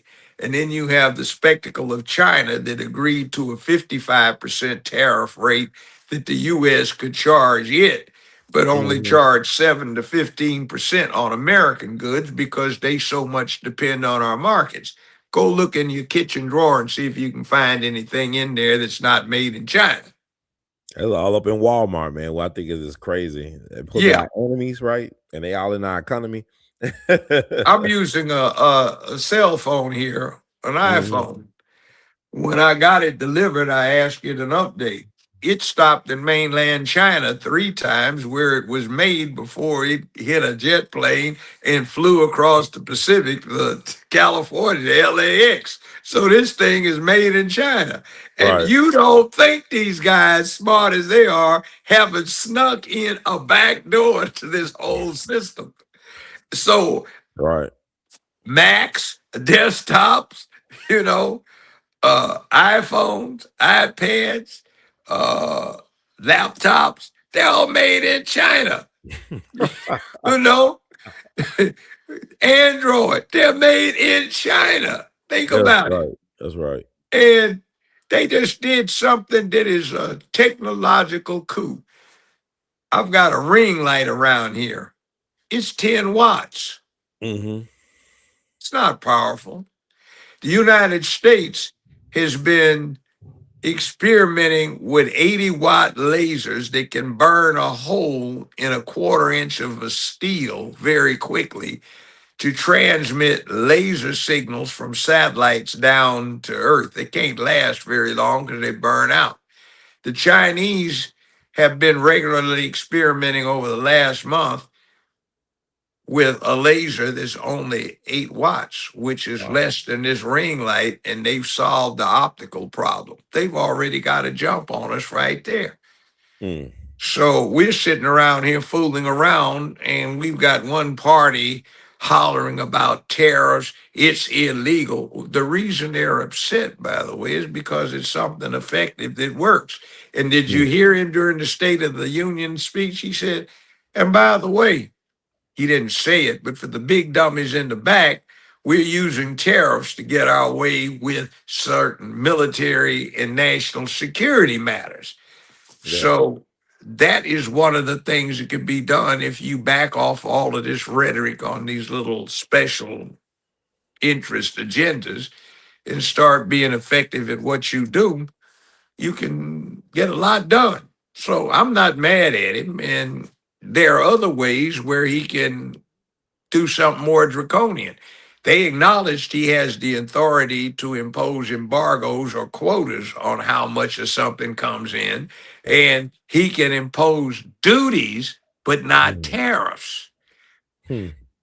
So, in other words, he was being polite about it. They said, no, you can't be polite. You got to leave it to Congress. But if you want to really kick ass, we can't cut you off. So, but like the way the media shapes it is like it's the opposite of what you're saying. So they really are misleading a lot of us about Yes. these things. And like I was talking about today about Trump, I say I'm not privy to what he's under in terms of his pressure and the expectations of his office. Only a small group of people can really identify as it relates to the pressures or whatever decisions you got to make. Because I don't even understand this thing. I think Trump is like he's really good at making deals and getting the most out of certain things, and like I think he's looking at the long term versus Yeah, like the he short is. term. See, these people don't think in terms of the long term. They think in terms of political expediency. The Right. American memory is 2 years, which is the length of a congressional term, and I can get away with becoming a very rich person. Yeah. Ilhan Omar, her husband can get fed inside information and they can become mega millionaires in just a few years before they get Mm. past their mid 30s. And Hmm. by the way, ejecting her from the Foreign Affairs Commission, you know what the committee, you know what that was about? What was about? Top secret information flows through them, eyes only, behind closed doors. And to give somebody with her indicated inclination to be hostile toward the interest of the United States, it just doesn't make sense to allow her to be to allow her to continue being privy to secrets, Right. That top makes secret sense. stuff. Duh. Right. Kick her ass off. You talk too much shit. And Yeah. also, by the way, this is the other thing. What I was talking about the backpack carried explosives coming across the border in the tens of thousands. Mm-hmm. Our intelligence community has traced between 180 and close to $300 million of that Minnesota money that has gone to Mm. ISIS and Al Qaeda to finance their operations that's come from these bozo idiots in Minnesota, including that governor, Waltz, Mm-hmm. and they are using it to endanger American citizens. This is war. Mm. They are sworn to kill us. They'll strap on dynamite and blow themselves up to get us. They'll play kamikaze, hijack an airplane, and fly it into the Twin Towers. So you're messing with this kind of group and you provide them maybe $300 million that's known about now so they can finance what they want to do to us? What is the matter with you? I mean, we put to death Julius and Ethel Rosenberg for less, I guess. I mean, they was convicted in court and they were put to death. This back in June 19th, 1953.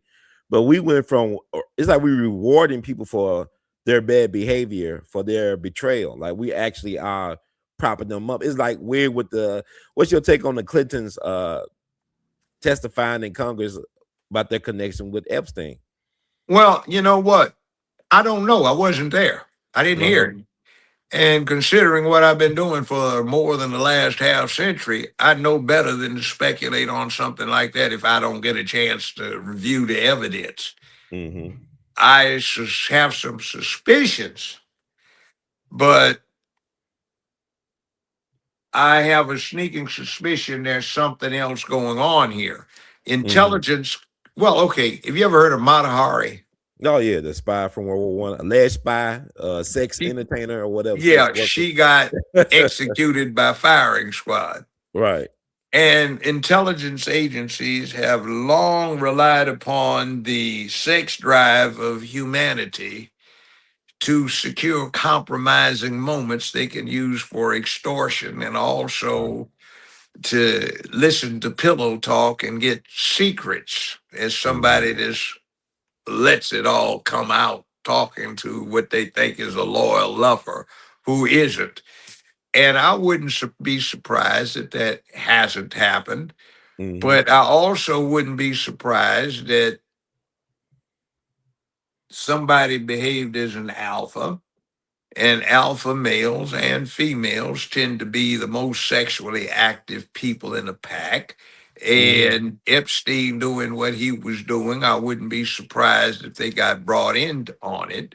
Mm-hmm. Or in the alternative, I think about this sometimes. People are always walking up to me to want to take a picture.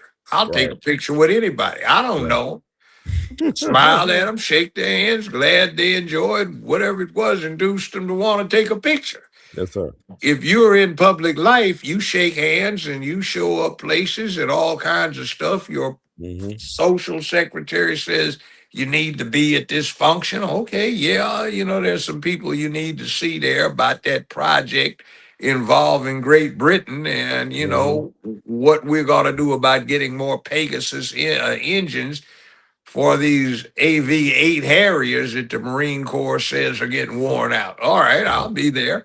So you may or may not know what's going on, and the person that's putting it on may have something filthy going on in the back rooms or upstairs or out back. You don't know it, but you're just there because you're there. So I Right. don't know. Right. It could be totally innocent or it can be very bad. I mean, but what's the And difference from Epstein count like Hugh Hefner? Was he not collecting compromising information on people at the Playboy Mansion? I mean, it you got yeah. I actually, through my ex wife, got personally acquainted and good friends with his first ex wife. Okay. She was well, I think she's passed on, but she was a fascinating person, very intelligent. And she had some stories, and I think Hugh Hefner was just doing it is sort of shooting the bird at everybody. F you. I can do Hmm. it. And, Hmm. some people would qualify for freak status. And they've got unlimited access to give these parties, and that's what they do. Hmm. So he cornered that market, and now his daughter, who operates the business, banned centerfolds for 3 whole years. You know what her first centerfold was? Well, A tranny. interesting. Mm. So she had this dude in there with his thing tucked up under a strap, and that was the centerfold with boobs bouncing bare. Interesting. I mean, did she understand her market? I mean, Yeah, father's but I mean, that's why demographic. Playboy isn't what it used to be. Mm. Okay. It's just decline of Western civilization 101. Right Yeah, now, really, what's that's going what it is. on? What is the old saying? Hard times make strong men. Strong men make good times. Good times produce weak men. Weak men cause hard times. Oh, that's And it's a deep right there. cycle. Wow. Yeah. You Wow. know, the rough guys really hammered it out. They put it together. Things got good. And then you got all the little effete ones that run around hollering black, wouldn't know what the devil to do if they really were called upon to do something.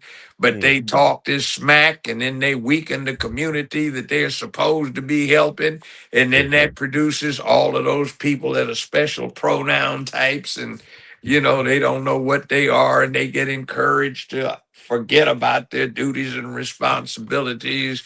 And politics becomes crooked, where the ordinary guy doesn't even get a shiny quarter slice of Mhm. watermelon and a good shot of whiskey out of it. You know, so, I wait, we are it's why it's been interesting times. This is most definitely interesting times, Judge. but you know Wait, what's so bad about it? what's that? We have all of this potential, and if you put in place what you could, our grandchildren, or even some of us alive right now, would see Memphis become the largest, most powerful, well to do, prosperous, and best place to live as a city in the whole of the United States. Geography won't change. And we sit at the literal crossroads for the entire North American continent. Everything that gets shipped around this continent, whether it's going to Canada, the US, or Mexico, has to wind up going through Memphis one way or the other.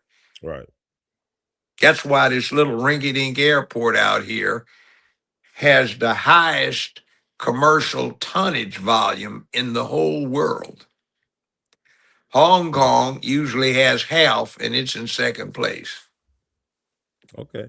I mean, they trade places, right? They go back and forth No, sometimes. Maybe. every now and then under the Biden administration, they jumped up 2 years. But other than that, for the last 40, 50 years, it's been Memphis. Okay, but like my thing is like you dealing with people that are not really visionaries. These are people. Jimmy Hoffa had more vision than these people. Bugsy Siegel had more vision than these people. These These people people are aren't puppets, really capable. They right? They're aren't not what, really leaders, though. They're not leaders. They're well, not puppets. only leaders, even if you just talked about what their professions are, they aren't exactly the best at that. Hmm. I mean, a lot of these people are lawyers, like you, Judge. How many trials have they had? A How lot of many them won't make serious no name. cases? They just How sorry. I many mean, serious cases have they had? How many first degree murder cases have they represented the defendant on? all right. How many Mhm. thousands of cases have they had? That's What it. law school did they go to? Hmm. That's a See, good point. It's a great point. They see, don't. Yeah. I'm not belittling them. Some of them may be fine at what they do, but this is a place right now where if you really got it going on, you go someplace else. You don't come to Memphis. Hmm. I didn't grow up here. I got sent here more than a half century ago on a job, Hmm. and I was going to leave it. And I had a secretary take a list I'd made up of various cities, about 50 of them, with characteristics that I had researched about the geography, circumstances of these cities, and I had her mix them up and take the names off. And I was surprised that at the top of my list was Memphis in terms Okay. of its potential. So I've stayed here and I've seen it work toward that potential. And then I saw it hit a plateau and it's fallen off because of greed, selfishness, ineptitude, and lack of the kind of heart that is necessary in a good leader and the drive that ought to be there for somebody to make the thing work. It is not there. See, Mm, Memphis, when I got here, was kind of coasting after it had been the entry and exit for King Cotton's empire. mm-hmm. They used to say the Old South began and ended at the front door of the Peabody Hotel. And when I got here, the Peabody was closed down and boarded up. Wow. Harold Mm, Ford got a thing together where he got the financing and the agreements to get Peabody Place in pocket. And now the Peabody is open and thriving, and the ducks come down the elevator. But it mhm. was closed when I got here. Beale Street was boarded up and closed up, but it got developed. Now it's got some problems, and sooner or later, those problems are going to have to be addressed because they are festering. Mm, And there's a driving engine down there that's not good, that needs to be curbed to an extent or at least rationalized for the okay. good of the people. So there are a lot of things that need to be done in this area that people are afraid of doing. And there is a good reason because it's a dangerous area. Memphis is known as the first degree murder capital of the United States. And we're not talking about street crime, we're talking about uncharged homicides committed by low and high that do not result in criminal prosecutions, but are nonetheless calculated and carefully plotted out and planned murder. Mm-hmm. Murder. Remember what I was telling you about the barbecue situation Yeah, back Gridley. when? Yeah. Yeah. Mm-hmm. And that's a reality. That movie, John Grisham movie, The Firm, Mm, was not without its accuracies. mm, And as a matter of fact, see, crime on a certain level gets disguised. Like we see all of these wars between the rappers, right? yeah. Based on information I have, it's not really about that. It's about money laundering. Mm-hmm. The rap industry is a great opportunity to launder money. But the people that want the money laundered want meticulous books kept. And the people that are laundering the money sometimes either are not prone to that accuracy because they have another agenda, getting high, partying, you Mm-hmm. know, or eating shrimps and drinking champagne dome, smoking long cigars and showing out and flashing with the ladies at a club. Right. Sometimes the people that are supposed to be keeping the books take a little handful for themselves, but they pay with their lives when they do it. I suspect that's what may have happened with young Dolph since they tried to hit him in Florida and on the West Coast, and they got him here at the Cupcake Shop. Uh, Mm-hmm. I know they have defendants and there have been proceedings, but I do remember a would-be in-law. He had nothing to do with the crime, but he ran the numbers bank in South Central LA at one Mm-hmm. time, and he messed up the money. They told him he had a choice: die or take a dive. He took the dive. He did 1 year, 1 day in a California penitentiary. They got out. They gave him some apartment buildings for retirement and some hamburger stands. And he was a very interesting character. That is interesting. That's not a bad deal, be honest with you. It's how No, but I mean, he used to have Polaroids where he'd have rap 20s, literally 3 feet high on a 50-foot long dining room table with all his boys standing around and the money counting machines around the corner. Wow. He was running bank out in South Central LA Mm-hmm. for certain other people.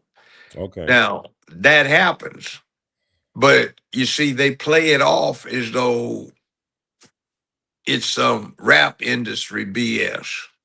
Right. Another thing they do like that, and I had a multiple defendant homicide trial in my courtroom 35 years ago. Oppenheimer De Beers sent four assassins over to murder seven people who wouldn't go along with an agreement they wanted them to take. They Wow. killed four of them outright, shot up the fifth one, were about to put a bullet in his head. MPD came in a rush because they were next door on a domestic disturbance call. The assassins just dropped the guns, set politely in my courtroom for several weeks during the trial. And we broke for the weekend. But Mm-hmm. when we came back Monday, there were no defendants. The U.S. State Department had given them diplomatic immunity, put them on an airplane, and flew them back to South Africa.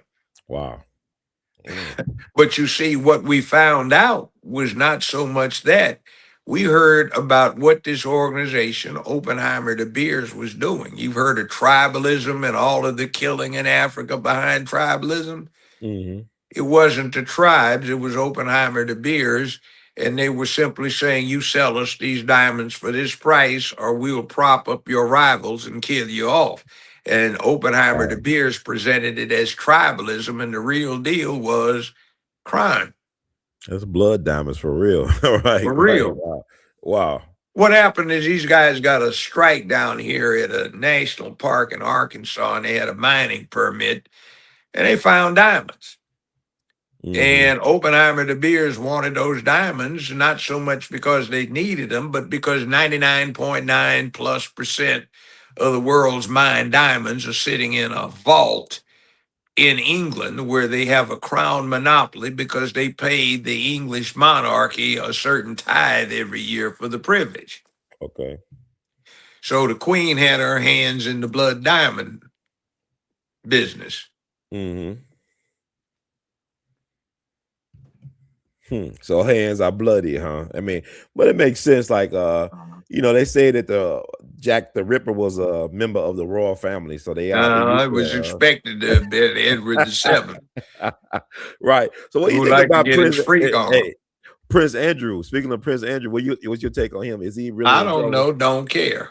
Mm. I think it's parasitical to have a family that because the right folk got it on and did the Mhm. wild thing one night, you get all of that wealth because you're supposed to be running the nation, which, which consists of your subjects, not your fellow citizens. It's like the world is a strange place to be in, Judge. But what do you make about all this? Are we out in a masculinity crisis? You would say. I'm looking at all these rappers and entertainers getting these beefs, these black males, like Ti and 50 Cent, and then you look at Corey Holcomb and Anton Daniels. Do we have a? Is it has it always been like this? But No, it because we got hasn't been. social media, it's more The better media got known. into black exploitation and a new crop took over the media. The former barons of industry got kicked out because Hollywood movie studios were going broke in the face of color TV Right. in the late 1960s. So these new guys came in with a paradigm, which was instead of every Thursday and Sunday having two movies that always changed, no matter how good their box office was. Hmm. And you got two movies, two or three cartoons, and a sub feature, and you walked in anytime you wanted and you paid 50 cents or a quarter as an adult. Hmm. Popcorn was a nickel. Wow. And you Wow. could stay all night long if you wanted.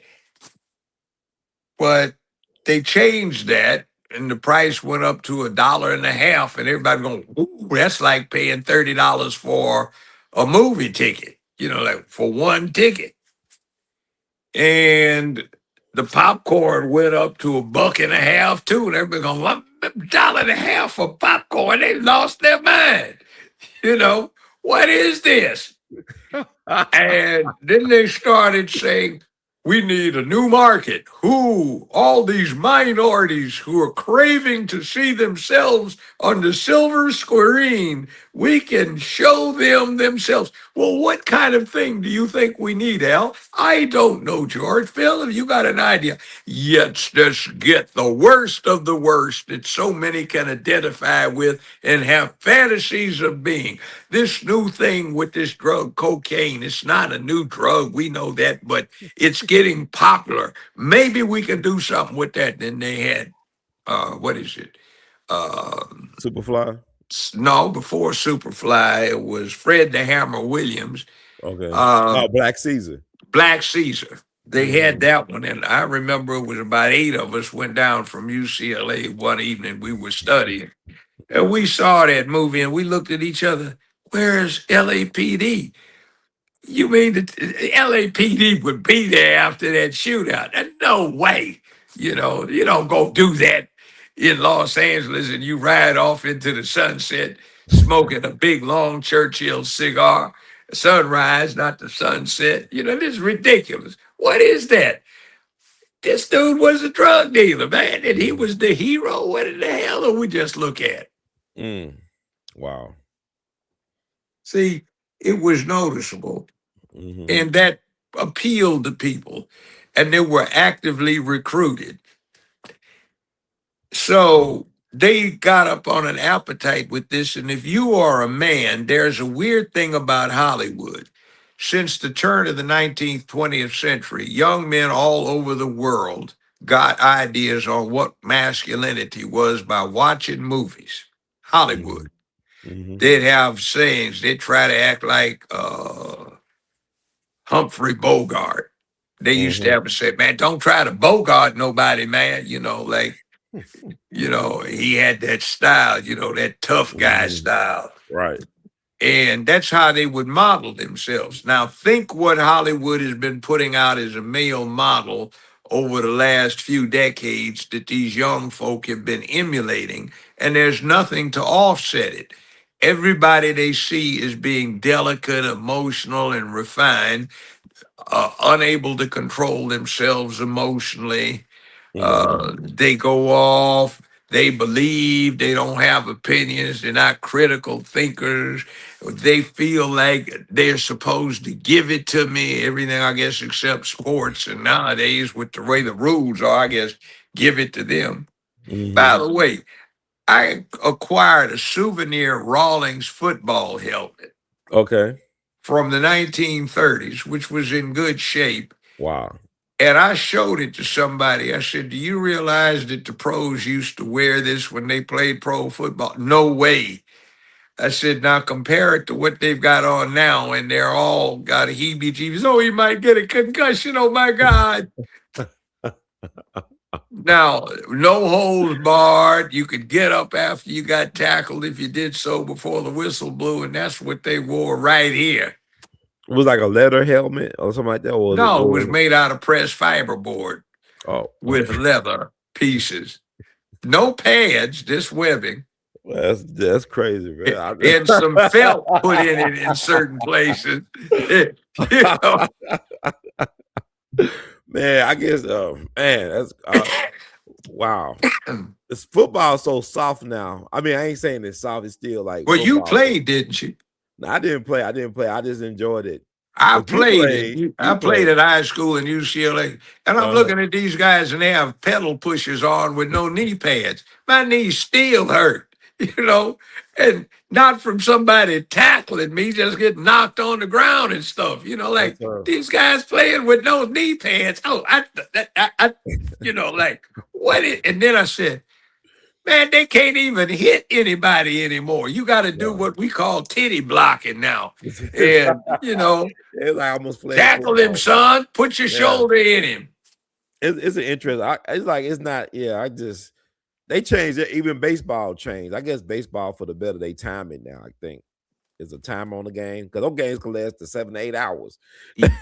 Have you ever seen a cricket match? No, sir. Have you ever heard of a challenge match? Mm-mm. These guys have one game going for 2, 3, 4, 5 days. They Oh, actually hell have no. cots where the players go to sleep. When somebody wants to bat, they go wake somebody up. And That's there are a bunch crazy, of man. folks, hey man, I'm like my cricket man. And they're around there with picnic baskets waiting for these guys to wake up at three Wow, that's o'clock in the that's morning. They mm, pitch to him. He hits the ball, but he's got the option to run the bases if he wants it. It's like, what is that's crazy, this? man. That's cricket. You know what type of cricket is that again? That's called a challenge match, That is I think. crazy. And I mean, it's like baseball comes from that. They called it rounders. It was a Yeah. streamlined cricket thing that got popular in the Civil War. I understand its purpose. People Hmm. would come out of factories and you'd spend a nickel to get in, and you could sit for 3 or 4 innings like you're hanging out at the bar or the club with your homeboys for happy hour and drink cheap beer and a hot Hmm. dog and then go home for dinner and read about what happened, on when the newspaper the next morning. Right. But man, it's weird. Japan, it's now the national sport for Japan, and I don't know what the American national sport is. Is it basketball, football, or what? It isn't baseball anymore. Not most there, but you think about even the Dodgers, like them Japanese players and stuff. Japan's really dominating the game. Yes. They're now my favorite player is still Barry Bonds. I don't care what nobody say, but like in terms of like, it's interesting. Well, I had the privilege of meeting Don Newcomb. I had a 4-hour conversation Hmm. with him while I was doing the show at the UCLA affair. Hmm. I met Jackie Robinson briefly, and Wow. I knew some of those players. Don Newcomb, in case you don't know, was hired along with Roy Campanolo at the same time as they hired Jackie Robinson. That was a great wow. But That was see, awesome. Don Newcomb wasn't but 17 when the Dodgers hired him, so they kept him in the minors for 2 years, and he was a pitcher. He's the only Major League Baseball pitcher to win every single pitching award. And man, look Mm. at here. This old brother walks into this function, and the woman he had with was movie star fine. Yes, she was. This was Uh-huh. 20 some years ago. That was in those standards. Everybody looking, dude, man, that is outstanding. So he was telling us stories. Like, did you ever watch The Rifleman with Chuck Connors, Hmm. the tall blonde haired guy? Right. He played for the Dodgers too. Mm. And Newcomb was saying that was Jackie Robinson's bodyguard. He said what happened was a lot of the people didn't like him playing, so they try to hit him, beat him. Hmm. And they didn't wear the batting helmets then. So some pitcher tried to hit Jackie 2 or 3 times. Jackie got out of the way before he hit him. So Jackie was headed out to bust him right in his mouth because Jackie didn't take any nonsense, Right. according to Newcomb.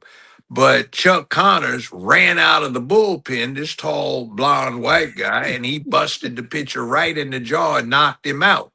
So Wow. he got thrown out of the game, but thereafter, anytime it got hot and hostile, Connors would be out there to knock That's somebody out cool. on behalf of Robinson. All right, I like So that. I thought better about having watched him back in the 50s on that Western where he had that sawed off Winchester he'd twirl around with the Hmm. big loop.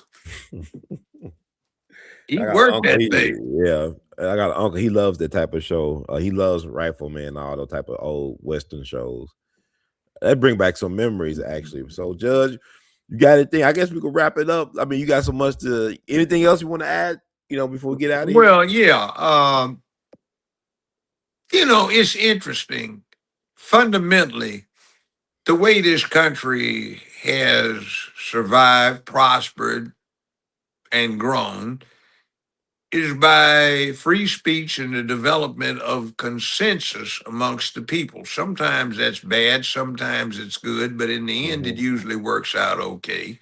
And it doesn't work when somebody tries to think they know better than the rest of the people and impose censorship.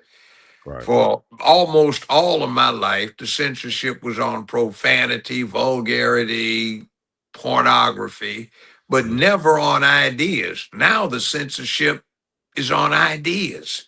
Right. You can have full frontal, weird, freak, human on animal sex if you want. That's all right. But you can't discuss ideas. And Right. something's wrong with that picture. That's right. The other thing is this anti masculine thing that has grown so big, toxic masculinity. The human race cannot operate, or at least not this national component of it, when you down half of the race. That's right. So that doesn't work. And the other thing is leave the kids alone. This thing about this rainbow exploitation is getting a little sick. Mm. Epstein and all the allegations that are attendant upon his circumstances, I mean, that's being pushed by the major parties. That's what one party stands for, to allow that kind of thing, even though they Mm-hmm. haven't gotten bold enough to come out and say it yet. But that's what they're talking about when they push this theology in the schoolrooms. You can't have a cross, a Mm. Hebrew star, an Islamic crescent, a six-arm Shiva representation or Buddha, but you can put rainbow all down the hallway. People say, it's not a religion, Judge. I say, yes, it is. What's the God? I said, well, is Buddhism a religion? Yes, that's a religion. What's the God of Buddhism? Answer, none, whatever you want it to be. So the same thing with the rainbow cult. It's a theology. It deals with a set of behavioral precepts that are not good because they totally dismiss courage and bravery, duty, honor, obligation. It's what you want to be is paramount rather than what you owe humanity and the rest of the fellow citizens that you are surrounded with. So, I mean, what is it? It's nihilistic, it's failure. It wants you to think you can't succeed and that you should not be strong men and women, but you should be dependent on somebody taking care of you instead Mm. of pursuing opportunities and excellence. Mm. So, Wow. people, you can do it, get it together. Some of us will still be trying one way or the other, and maybe we can overcome this little rhino trick that they're doing. So, we'll see what happens. I would encourage people to write you in though, and write Judge Joe Brown in. Because like the people need to be heard. You know what I'm saying? Like I feel like, even last time when I talked to people one on one about you running, a lot of people didn't know you was running. Like you said, it was a lot of blockage, but at the same time, he said, I voted for Judge Joe Brown run. It's like, why? I said, well, imagine if Judge was able to help people know that he was running, and things were kind of level playing field, but with all is fair in love and war, right? So whatever goes, goes. But I just want the people to be encouraged that there are people out here who have a heart to serve the people, who have the experience and all the stuff. I mean, Judge, you're a distinguished gentleman. Of course, you got the gravitas, you got, you like Ali, you talk the stuff and you can back it up. So I would think that hopefully that everything works out for you in your favor this Thursday. Because if you win, the people wins. Well, look, that's not me. I don't have any urge to do this. Mm-hmm. It's like preachers say, I got called. Yeah. Okay. Yes, It's sir. like I'm a fireman Mm-hmm. and I'm walking down the street or driving down the street and I see a fire. Am I supposed to ignore it and drive elsewhere or stop and fight it? Well, I'm you're a fine. cop Yeah. and I see somebody getting done in, even if I'm Mm-hmm. off duty, I'm supposed to stop and see to that citizen's safety. That's what I've been doing. For Mm-hmm. 50 years, I've been dealing with violence, theft, wrongdoing, people Mm-hmm. who have almost insurmountable problems. You straighten them out, both on the Right. individual and the collective level. Mm-hmm. I was the one that signed off on the orders setting the date of execution on a death penalty case. I was the one that had the responsibility of ensuring that as near as was humanly possible, at least as I could apply it, to make sure that somebody got their due process of law in a fair and equitable trial, Yes, sir. whether doing that was the popular thing to do or not. See, this is what I did. This was some of this stuff is nasty. It's not nice, Right. but somebody's got to do it. So that's just me. I can't sleep at night if I let that go by. And you are the type of person, you, since I've known you for some years, you've always been interested in doing the right thing. Well, thank you. I appreciate it. I try. I mean, Lord knows, I try. Thank you so Well, much, yeah, Judge. you That means a do. lot. You Hmm. do real well. And see, the future's in you. Hmm. I'm not going to see any of this, but I Mm, don't have any ambition. All I need is one term. I doubt whether I'd even feel like the second one. hmm. But there's some things that need to be put in place to make this what it ought to be, because it is necessary to not only the local assemblage of people, not Right. only to the state of Tennessee, but to the Hmm. United States of America, because it is at the crossroads for the United States where you have unlimited potential for water power, no smog Right. inversion layer, and you have unlimited potential for manufacturing. You have the possibility for having the next .com revolution equivalent right here. You've got everything you need to have greatness, except you lack leadership. Mm. So Thank you, Judge. some of the people need to get a chance to see it in operation, how it looks, That's right. and be guided and inspired from that. And what we have now just isn't getting it. Yes, sir. Well, thank you so much for that. How can people follow you or keep in touch or like seeing you like support whatever? Well, I can't raise any money until I get on somebody's ballot, and I Hmm. got to find out one way or the other. I can guess function as a write-in candidate, but there are all kinds of things about financing and organizations and getting the word out. Um, it's gotten hyper expensive these days, and some of the worst leaders are actually well funded because they're not good leaders. They're good figureheads for somebody else calling the shots, so they get lots of money. Yeah, So, and it's problematic because they don't answer to we the people. They answer to they sponsors, which is not normally we the people. Because I even look at the Shelby County mayoral races, certain people that are leading, they getting all this money. But yeah, I look at their social media, they're not tracking, even on social media, like you're tracking, you go viral all the time, Judge. These folks could barely get 30 people to watch their ads, but they getting all this money yeah, pouring to their coffers. like look at somebody. He gets anywhere from $750,000 to $1.5 million, and he's never gotten more than 1,700 votes. That doesn't make sense. By the way, you know where you find stuff out like that? Well, There's a website. It's called followthemoney.org. okay, yes, It's sir. being absorbed into another one, but you can still get it. Followthemoney.org. At first, it seems complicated, but when you get into manipulating it, you can input your individual you're concerned with. You put in the state what office he or she has held, and you can find out who's been giving them money, how much, when they gave them the money, and what for. And it's very interesting. Like, remember when all of this furor was going on about the pipeline in Right. North Memphis? Some of the people hollering the loudest were getting the most money from the pipeline folk. Mm, you know, so somebody's walking around talking about they're pro gun, but they're getting money up Nashville and up and other parts outside of the state because they're anti-gun. right. Matter of fact, they led a march into the state capitol protesting guns, but they walk around one like they pack iron for real.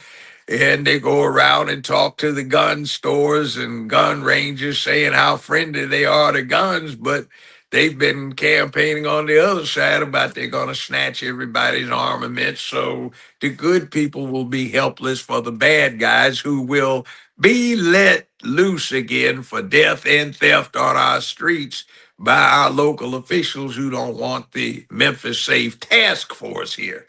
And by the way, have you looked at the componentry? I don't know, sir. They've got IRS here as part of it. I They've heard got- they got the bulletproof vest and the guns, but No, I no, never no, no, seen no, no, no. There's another reason they're here. They have Homeland Security. okay. They've got ATF, alcohol, tobacco, and firearms. Now, why is IRS here? But I do some audits, ain't a lot of No, audits. but wait a minute.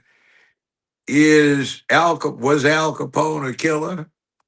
Allegedly, never proven in court, but He never got charged with it. right, But right. what did they get him on? Tax evasion, not paying no Yes. What did tax. they get Edmund Ford on? Uh, tax.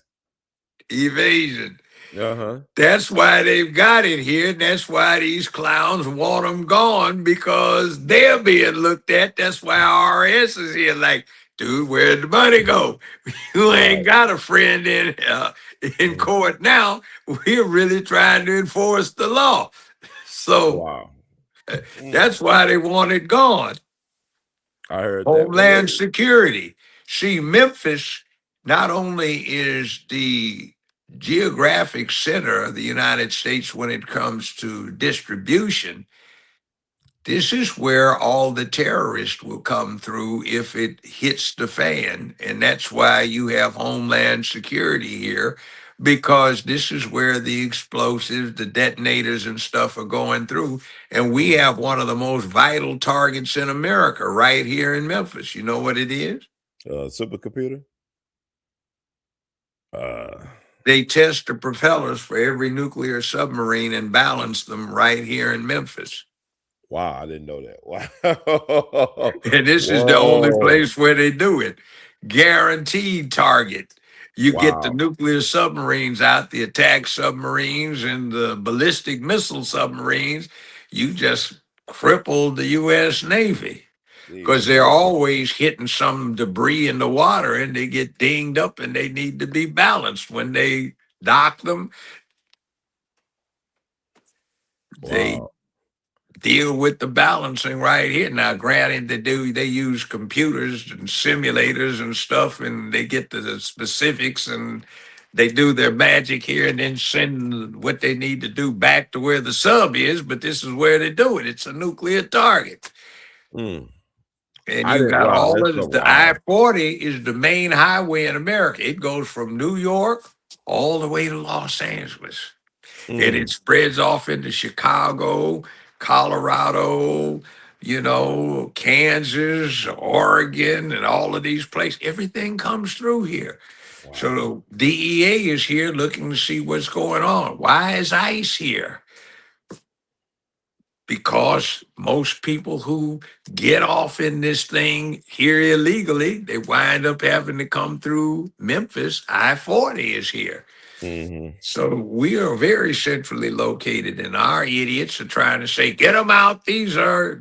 They're bad. Yeah, well, guess what, dude? You couldn't stop the corruption, the robbery, the murders, the assaults. You couldn't make it safe for the women, the children, the grandmothers, the aunts, the nieces, the girlfriends, the wives, the sisters. You couldn't make it safe for them. So you failed at what you got appointed or elected to do. Right. Get out, be Mm. gone, get the hints. I denounce you. Repent, repent, repent. That's right. Yes. Well, Judge, thank you so much for this edutainng session. I know people are going to really enjoy this one and going to be talking about it Monday morning because you definitely got a following. So, I mean, thank you for speaking out and standing on business 10 toes always, Judge. Thank Yeah, and like, hey, you're doing wrong. You don't think I'm gonna let you get away with it? you. That's right. I'll cause you trouble. Be careful what you might ask for. If I held the office, I'd be reasonably quiet and just make sure it got done. But Mhm. you take that away, yak, yak, yak, I'm gonna tell on you. That's And I right. knows where you done buried the bodies. That's right. That's right. Yes, sir. We Anyway, thank you. seriously, we can do better in this town. It's us. It's ought to be great. Let's make it that way. Thank you, Judge. And we're gonna be praying and hoping and that we could vote for you on somebody's ticket, or if not, we'll just write you in. Anyhow, up and away, as the immortal Kate Crusader said. That's right. Yes, go. Good seeing you again, young man. We Likewise, have to do sir. lunch or Always a bit. something. Thank you. Ciao. Ciao. And that does it for tonight's edition of We All Be News Free Dixie for the 21st century. This is the one and only Brother Ron, R2C2H2, the artivist. I'm glad I was able to get the judge on tonight. You know, I know it's a Mercury retrograde, and Judge, he wanted to talk because a lot of things happened last week, and I'm dealing with a lot of things right now with the passing of my boss and aunt, Dorothy Mason, unexpectedly. Like, she passed away Monday morning last week, and I talked to her right before she stopped breathing. I was on the phone with her at 8:48 a.m. We talked. She was looking forward to the future. I text her. She texted me back. Then, like at 9:19, I got a call from my aunt Liz saying that my auntie Dorothy wasn't breathing. They're trying to resuscitate her. Her husband at home with her husband, my uncle E. They're trying to resuscitate. EMTs came. Then 10:31 a.m., my mom called me to confirm that my aunt Dorothy was passed on, became a righteous ancestor. So I'm glad that Judge remembered my request for him to come on the show because I forgot about all that. Been grieving and deep reflection and thoughts, and the show must go on. But I thank you all for those who sent support and words of condolences and things of that nature. You are, and thank the sister Duckworth. Happy New Year, good sister. You always been a true supporter of the We All Be movement. Thank you for blessing us tonight. You don't know how much that meant for you to bless me the way you did. So, with that said, we're gonna tune out to tune in to get in where you don't fit in, because human salvation lies in the hands of the crazy maladjusted. And this is your brother Ron. You got the words from Brother Heard and Guest. Please support We All Be TV2 on YouTube. And also you can find us on rumble.com/We All Be TV. Y'all know what the deal is. You want to support us financially? April the 1st will mark 20 years of We All Be. That's right, boys and girls and scholars and laymen. 20 years of We All Be. Because we all be in it to win it. Take care. Be blessed. Be a blessing. You're a winner, because a winner is just a loser who tries one more time. Never give up, give out, give in. This is Brother Ron signing off so you can get in where you don't fit in, because human salvation lies in the hands of the greatly maladjusted. One love. Good night. Yay, yay.